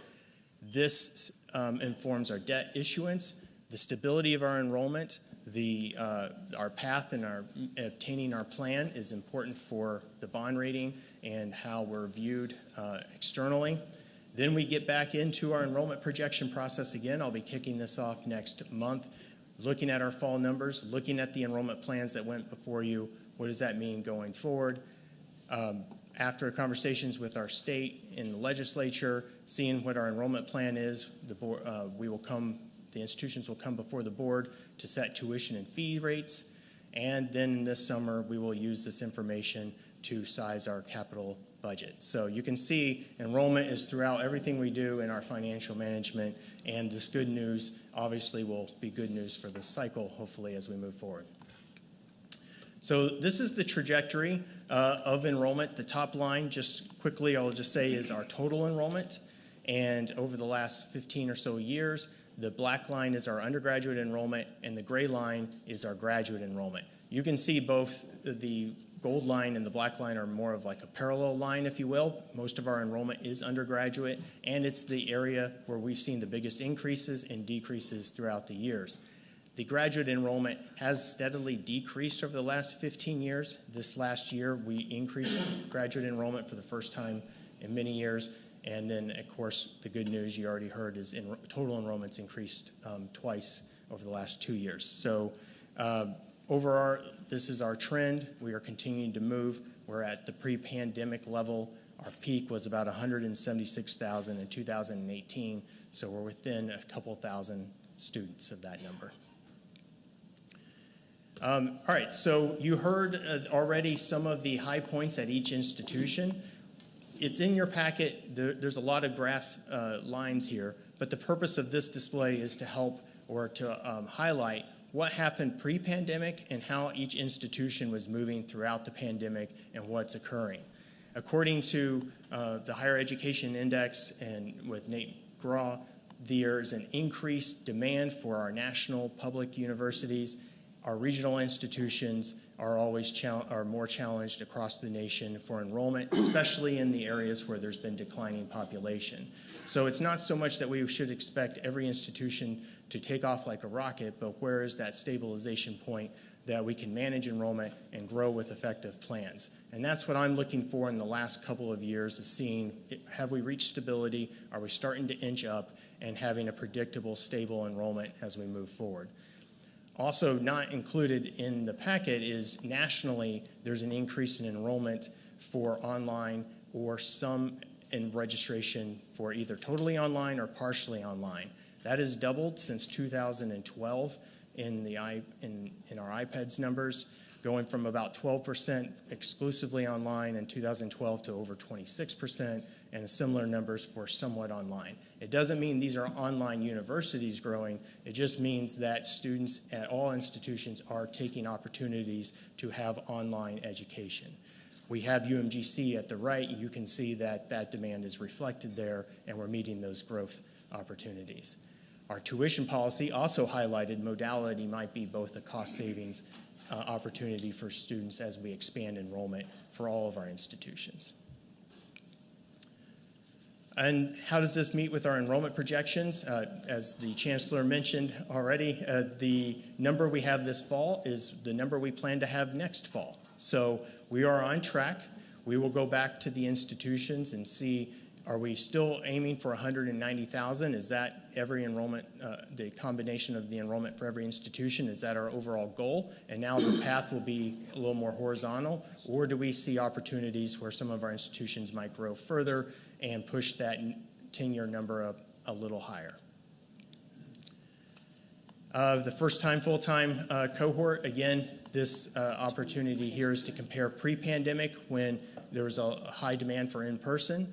Then looking right what happened during the pandemic, Bowie is an outlier in this case that their enrollment stayed high even during the pandemic and the initial shutdown, whereas most of our other institutions decreased that first-time cohort. And then where are we today? Are we at least, or are we moving back to where we are in 2019? I think this is a great story where most, if not all of our institutions are at a pre-pandemic level. And then finally, the credit hour report, seeing what the instructional demands and the registration is by each institution. So the students, as I mentioned, is the demand, how many people we serve. The credit hour is what are they registering? Is there more part-time students? Are they inching up the part-time students with another course instead of one course? All of this factors into one nice, easy, summarized number of the FTE, and we can then see what the trend is if it's matching enrollment. All right, I will close with the national trends. You heard that nationally, first-time enrollment fell 5%. So what is happening across the nation is, you might have heard, it's called the enrollment cliff. That would be concerning if we had 100% participation in post-secondary education. We have an opportunity here, at least in Maryland, a quarter of the students never enroll in post-secondary higher education, ever. And so this is a growth opportunity for us. Just because we might see a decrease in high school graduation rates doesn't mean, or graduates in general, doesn't mean that we don't have opportunities to serve more students. We heard today many stories about first-generation students. I'm also one of those, and those opportunities have traditionally been held at the regional institutions. The second-generation students, or whose parents have gone to college, place more demand on your public flagships and national universities, but first-generation students tend to seek the smaller regional comprehensive institutions. Hispanic students are growing in this state. It will be a third of our high school graduates in the next 5 years. It's also the students with the least participation.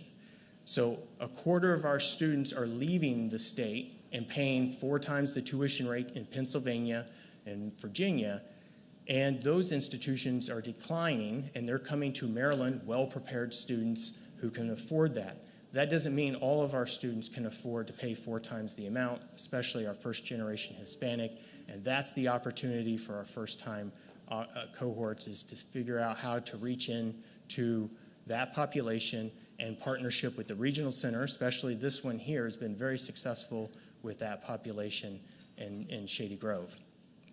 And then Finally, I will mention the great news with the HBCUs.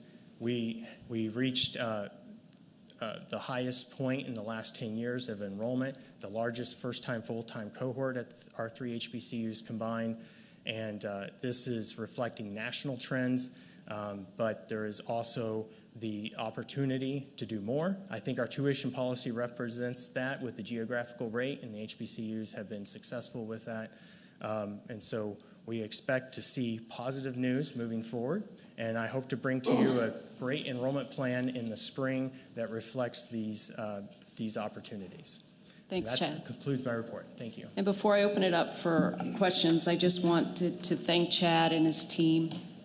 Our ability now to look and our ability to forecast and project is pretty right. It's pretty point on, and what he's able to do now, slicing and dicing the information and what we're able to review is pretty impressive. So thank you to you and your team. And I also just wanted to remind the board that we do have an enrollment work group, and not to rest on our laurels, because as Chad mentioned, the face of our K through 12 student is changing, and it's changing very quickly. And we need to make sure that we're prepared and that we can accommodate those students. And with that, I'll open it up to questions. I think, Chad, first of all, thank you, because as you know, I've been a data junkie for a long time, and that's where my question's going.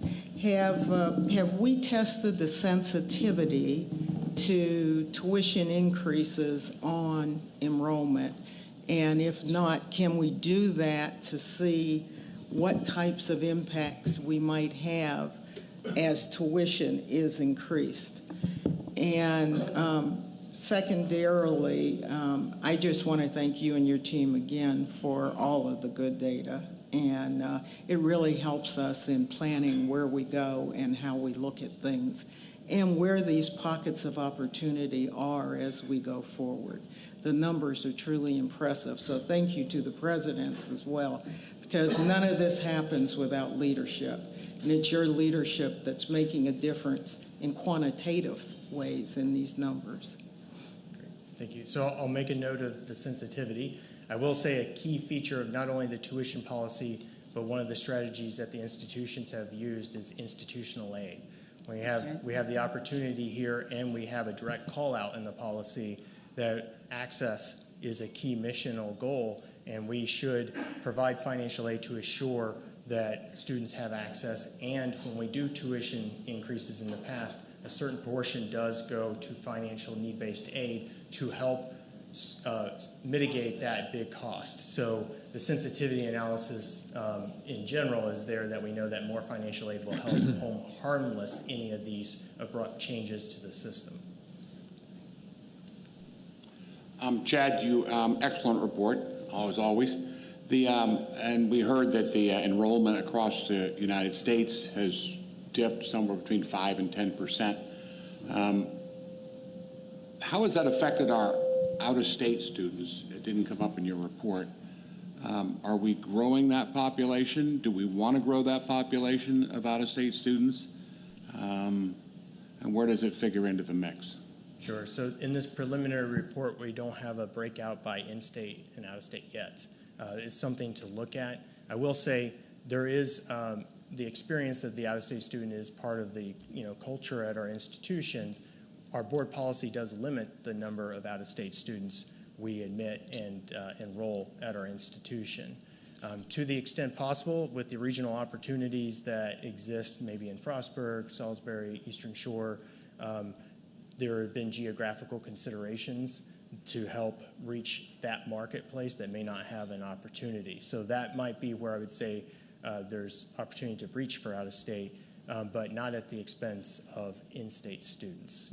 So that's been the direction. Go ahead. Sorry, I didn't know I had a shadow. That's okay. If I could, just both on the sensitivity analysis and also on the out-of-state. The out-of-state answer is each university has strategies related to out-of-state. And I would say, on balance, yes, we're looking to see whether we can grow our out-of-state at a number of the universities. You may recall that this board approved some tuition changes for our HBCUs to be more competitive, for instance, to students in states that didn't have HBCUs. That's one example. And we are aware, and working with each of the universities, that several of our universities are planning to grow. The board has a policy that says we don't want any more than 30% of our enrollment at each university, or overall, to be from out of state. We are well below that at a number of our universities, so we can safely grow at a number of our universities and still be within that policy. And of course, you all know that out-of-state tuition is above in-state tuition. So Chad mentioned the educational and learning experience of being in a university with people from outside the area. There is also a financial benefit. On the question of sensitivity, I think the way we would go about doing that is working with each university and looking at their peer institutions that compete for the same market cohort of students, and then start by looking at our price points versus theirs to come up with some sensitivity analysis. I think it'll be good data, Ellen, for us in tougher budget times. Exactly. So we have Hugh and then Bill. Yeah, I would just like to make two comments, and Chad, it's a great presentation, and I think I've shared this comment with you before, but I think the long-range enrollment projections and the implications of those helps, I think, this board to be informed with the decisions that we have to make long-term, and the granularity with which those are presented gives us great confidence in going forward, and so I just commend your team for that, because I think it's really crucial to decision-making.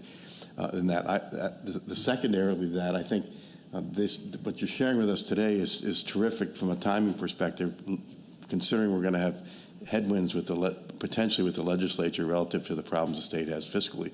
And the idea that our system is actually flying in the face of the headwinds that are going around the country is a great message that can be shared with our legislature. It gives us a lot more to talk about, in those discussions, I think. So that's terrific as well. And the last comment I would make is I also commend all the admissions people at our universities for the success we've had this year with the FAFSA problems that occurred.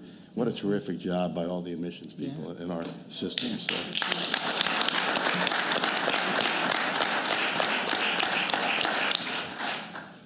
And Bill? I have something that sort of plays off of what you just mentioned. There's a myth going around in limited circles that we hear about occasionally that higher education is not a worthwhile return on investment. Do you see that as a problem, and what is your forecast for where that may or may not be going? Great question. I'll also default to anyone else who wants to help answer that. What I will say is Candace Carrico just sent me an article that the Lumina president had just highlighted all the benefits of higher ed in addition to lifetime earnings. In this room just last week, we heard emphasis on credentials of value at the statewide student summit. However, we also heard that employers, even if they remove the degree from their requirements, they're still hiring students with the degree. And in that same article that the Lumina Foundation put out, they said that there is no better predictor of regional economic success than the educational attainment of its population. It beats all other kinds of predictors. So yes, I think it's still very valuable, and getting our message out there is important, but I'll pause for other comments. Oh, yes, the lifetime difference in earnings is well over $1 million. I think it's most recently at $1.2 million in additional earnings any individual will receive with a degree over just a high school diploma. So, the cost of education, maybe many of our students leave with, especially Maryland students, less than $40,000 in debt, half leave with no debt, and then you get $1 million more in a lifetime. It's a pretty good outcome. So. Well, we would all certainly agree with that. We don't need to be convinced, because we know that, and it's good to hear it. But I was just curious about whether this myth is likely to get any worse, or do you think it's just going to go away? If I may comment, and I promise not to go on for an hour, yes, it's a big threat. it's a big threat because it's not just in limited circles. We have to acknowledge the fact that the majority of the American population are thinking this way, and maybe even worse, the trend has been further erosion in confidence in higher education. And so I'm glad you brought it up because we can't just blow it off. You'll recall that under Jeff's leadership, we had some initial data as we rolled out, planned our branding effort, that we're in a better position in Maryland, that when you ask Marylanders how they feel about a higher education, we're in better shape. We're starting from a better point than perhaps elsewhere. But as somebody already said, as Regent Fish said, we can't rest on our laurels. We have to make a case every day. And one final note, we all argue the issue of the value of a higher education in terms of lifetime earnings.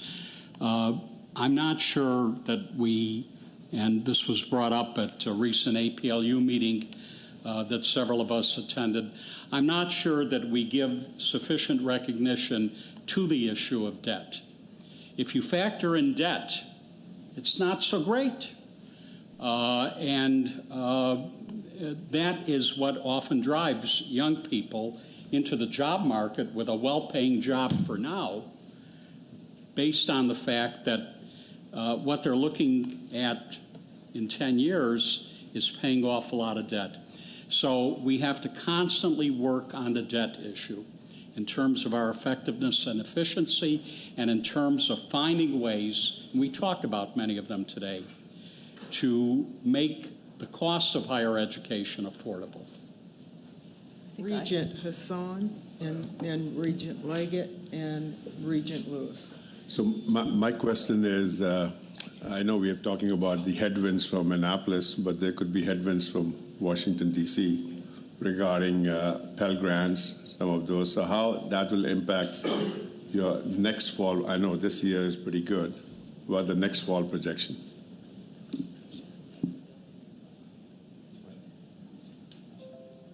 Oh, sure. So we have about 30% of our students are Pell Grants. So that's, one aspect that we're looking at it. We are also waiting. Institutions are still analyzing their enrollment this fall. I believe the Chancellor did mention there was a decrease in Pell lower income students across higher ed. That may have impacted us as well. That information is not yet known. It's part of our planned ask when we look at the enrollment projections to understand what happened. Just because we might have missed them this fall doesn't mean they're not available in the spring, and there's not other opportunities to recapture enrollment just like during the COVID times. So as we look forward, obviously that is a significant enabler of going to college, is having financial aid. It's one of our strategies as well with increased need-based aid that we successfully received from the legislature a few years ago to help improve the cost of attendance for our lowest income students who are most dependent on loans. So I think those factor together. It is something. I see the Chancellor wants to say something. I just want to insert the fact as a corollary to what we're talking about, that of course we need to be very concerned about the threats to our students that qualify for Pell. But I always like to bring up another group of folks who are right in the middle. We call them ALICE folks. Asset limited, income constrained, employed. So these are working people, maybe a family of 4, make $75,000 a year or a little less. They don't qualify for Pell. We need to be very focused on that population because they are literally caught in the middle. So we're going to do Regent Leggett, then Regent Lewis, and then Regent McMillan. There is one other major constraining factor that is looming for Maryland. If you look at the blueprint for Maryland, the North Star of the blueprint is to have students college or career ready by the end of the 10th grade. with an objective of policy of 45% going into non-traditional colleges, meaning apprenticeships, work programs, and sort. So the official policy of the state of Maryland is to try to ensure that 45% of all of our high school graduates are in apprenticeships and work programs. Now, that does not mean that some of those may not eventually end up in college or need additional training. But we have an official policy in the state that is demanding and focused on trying to provide that other path outside of traditional education. And I'm not sure that people have really focused on that. And that will be wrapping up fairly quickly. And it's already started. And so that's another potential restraining factor in the numbers as well. Just a quick comment on that. So I just received a report yesterday put out by Burning Glass Institute. Went through, and there's millions of adults who go immediately after high school into a job, and that's the group that you're talking about. And they were analyzing the types of skill sets needed. It provides opportunities for us to ensure that we have those same skills. Only 20% of them, though, even though you might jump right into a job, only 20% of that population was seeing upward mobility with increased responsibility that could get them to a wage that would match a college degree wage right out of college, within 10 years. And of those in the latter group. You assume that they want to match a college earning. That portion of that population, the chairman indicated $75,000, $80,000. A large part of that population is satisfied with that. And so our task is to be convincing that you can do very much more, because that cohort is not looking necessarily to go to college at all, unless we make a compelling case that will direct them to that. Right, and so two strategies are credentials of value, finding opportunities, because those students are advancing and find that they might need additional skill sets, but they're also finding within that 20%, many of them then return to try and earn a bachelor's degree, and they were looking for applied-based programs that matched their profession. So there is a recapture potential at the end of that group, but you are absolutely correct.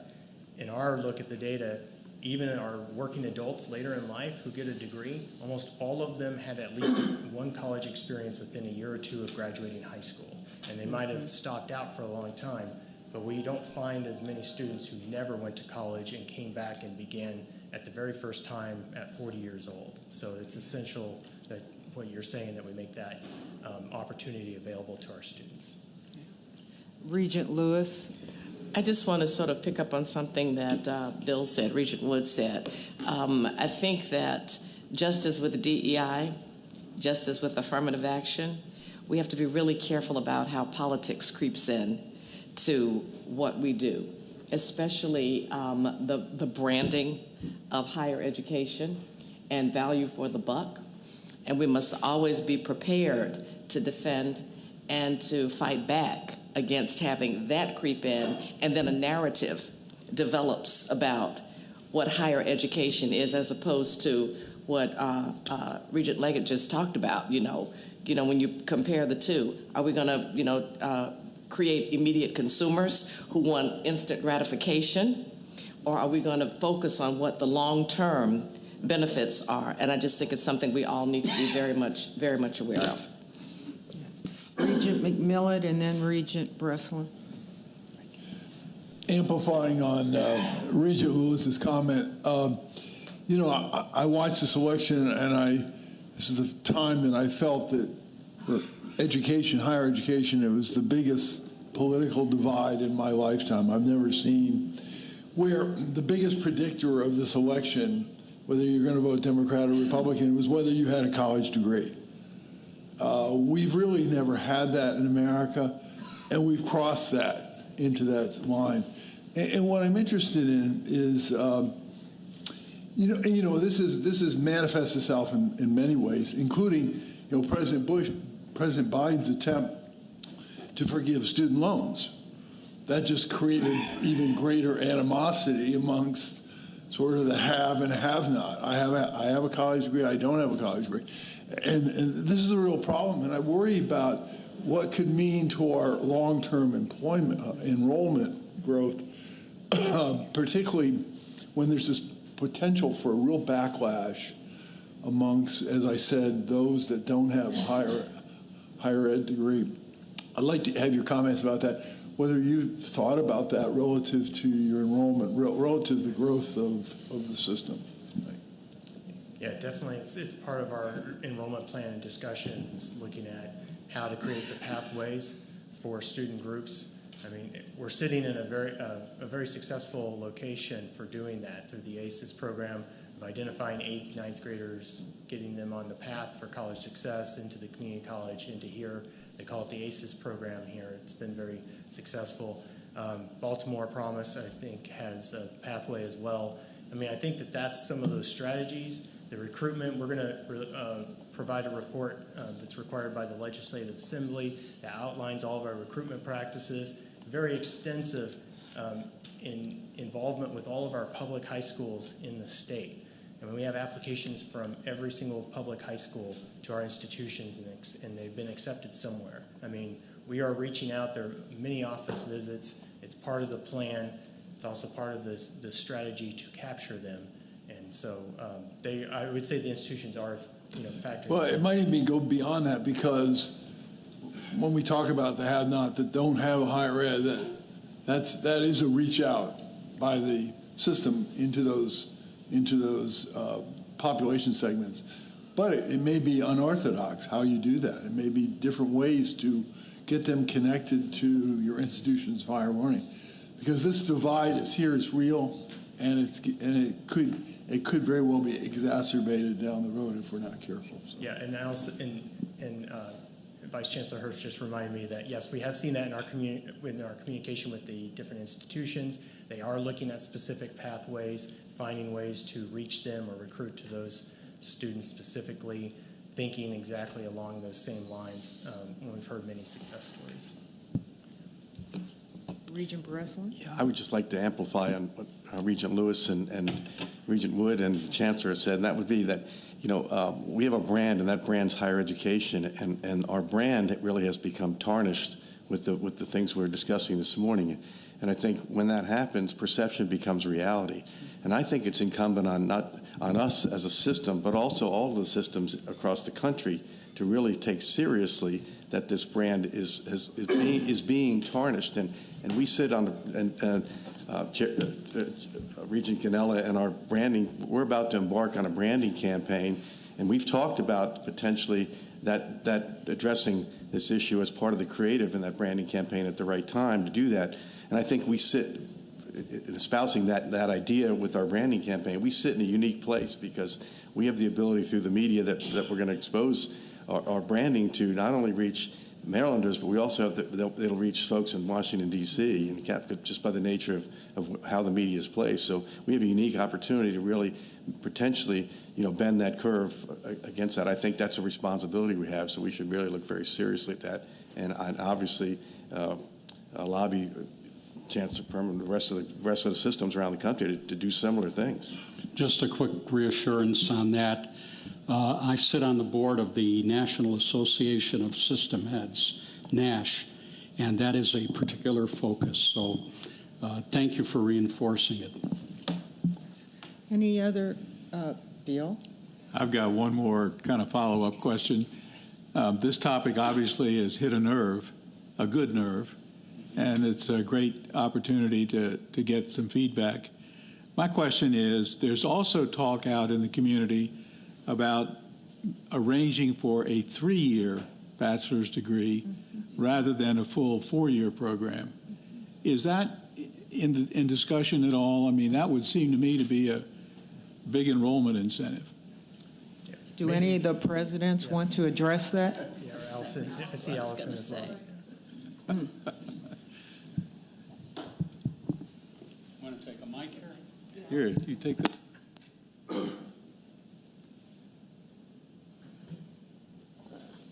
Thanks. We have, Candace and I and our team look at these very closely as we see them begin to be accredited. And so we have not engaged in discussions with any of our campuses, but I am sure a few of our campuses are starting to look at that. So we are keeping an eye on the possibilities of, is it a 3-year degree where you accelerate 120 credits, or is it a 3-year degree where you cut the credits? So we are looking at all of the options out there for innovatively delivering, innovatively providing degrees. Do any of the presidents want to weigh in? Do we have any 3-year degree programs at this point? While you're thinking about it, I have to tee something up because Dr. Rinn brought up credits. I need you to know that the Carnegie Commission, which is so important in the business of what kind of an institution we are, where we stand with regard to the efforts we make on research, is starting to remind us of the origins of credits, which I didn't know, maybe my presidents do. This was a system that was set up around 100 years ago in order to work out retirement benefits for faculty. Credits were tied to how much you taught, and you had to get enough credits in order to qualify for a retirement benefit. Now, of course, they're the way we measure what a course is worth, how many credits you need to graduate. And I think we're going to hear more from Carnegie about doing away with credits. So as we discuss all of this, and 2-, 3-year degrees and 4-year degrees, the credit might become a thing of the past. I guess none of the presidents want to weigh in on that. I'll weigh in. We're looking at all of the above. I would not say at Bowie State University we have had a discussion about a 3-year degree. What we have done is an effort across the campus to let every student know that it doesn't take 6 years to graduate from our institutions.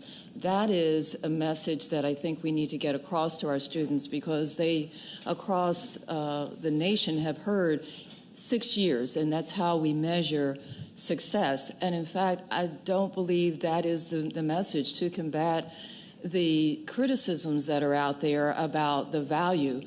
I can understand why there is some of that criticism, because it's very costly, especially when a student is taking 6 years to graduate.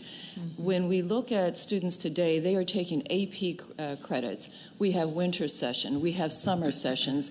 There is no need for a student to look at a 6-year option. So what we actually did last year was post signs all around on our flat screens to say, go for 3 years. You can get this done in 3 years. And when we have our dual degree programs, students are coming in, they're transferring credits in. So we have not said we're going to plant our flag in on an actual degree that says 3 years, but we're telling students you can graduate with the path that you're on. Where we need to, I think, help that along is with our wraparound services, academic advising, helping students to know how they navigate through our colleges, that they need to take these certain courses to get to the finish line faster. But we're looking at all of the above. We're looking at our relationships with our community colleges, ensuring that we have alignment when students transfer in, that those credits transfer and they can hit the ground running. So that's where we've been focused on streamlining the pathway, educating our students about how to get through here faster, and dispel any notion that it's going to take you 6 years. Because if that's the goal, then of course they're coming in saying, okay, well, I have 3 more years, I have, X number of years, or I'm on the 6+ program. No, you don't have to be on a 6-year plan. Let's talk about 3 years. And again, we're focused on that at BSU. Yes. If I can just add to that for 1 second, because I agree with what my colleague said. The issues of dual enrollment, high school students coming with more degree is one thing, but the second issue I think is important is how do we think about competency-based assessments rather than time-based assessments? We're basing our credit analysis on how long our courses last in many cases, rather than how long it takes to learn the material. Some students take longer, some students take less time to learn the material. So thinking creatively about how we do things of that sort also can either shorten the time or for some students lengthen the time, but make it more contextualized to their learning and development. Another interjection here, if I might, just to support what Mark is raising for us. This is becoming a trend, particularly in medical education, as Dr. Gerald knows. You're finished when you know how to do the thing that you're being trained for. Dr. Gerald? First of all, I don't know where 6 years came from. When I went to college, it was 4 or less. This is also an issue from a graduate school point of view, and we have worked very much on physician assistant physical therapy, PharmD program, to allow for the 3 years of college and going directly into the graduate program. And many of the requirements even for an MD, it's only 90 credit hours of whether they go away or not, I don't know, but it's only 90 credit. It's not 120 or 40 or a graduation. So it's really a quite different thing.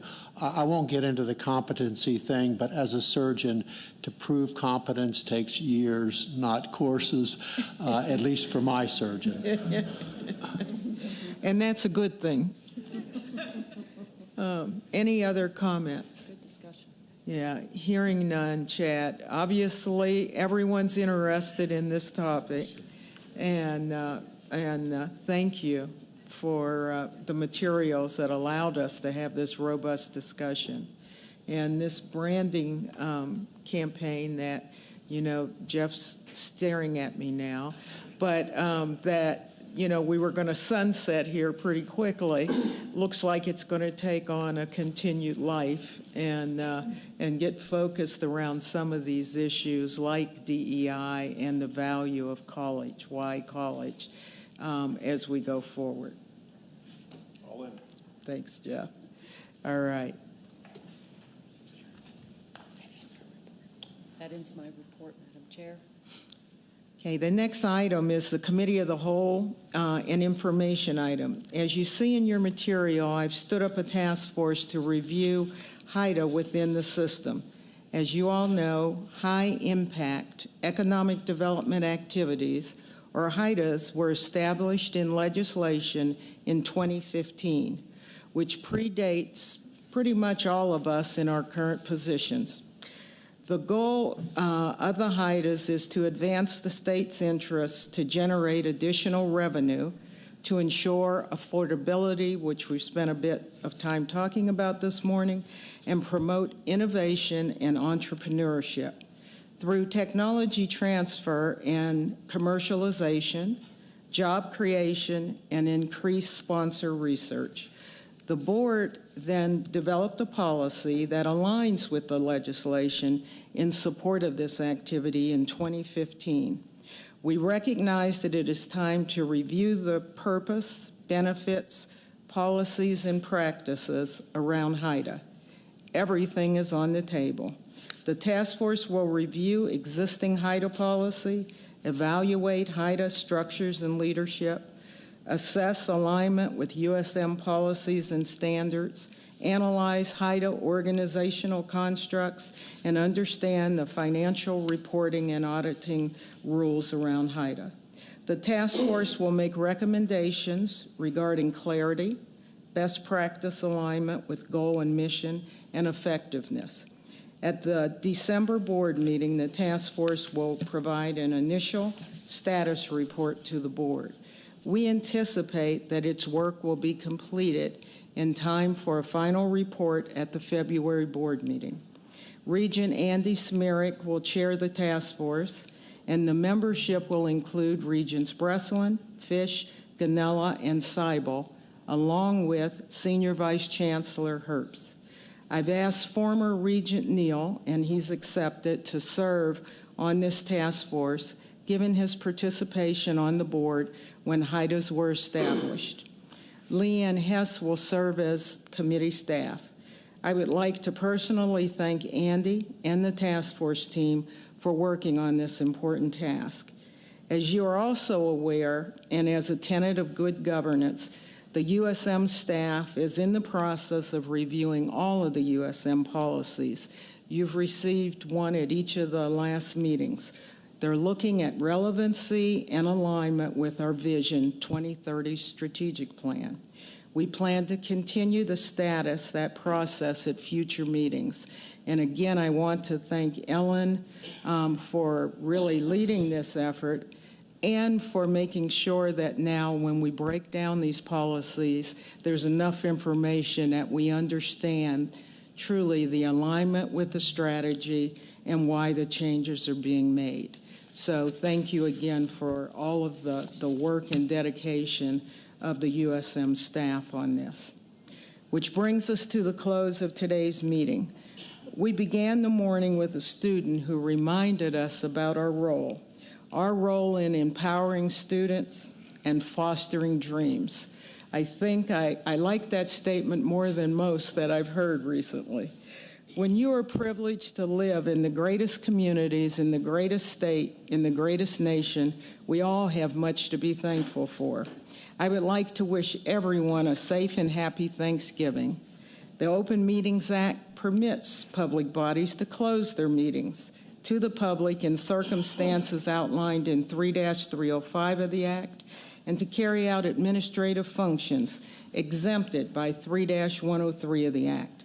The Board of Regents will now vote to reconvene in closed session.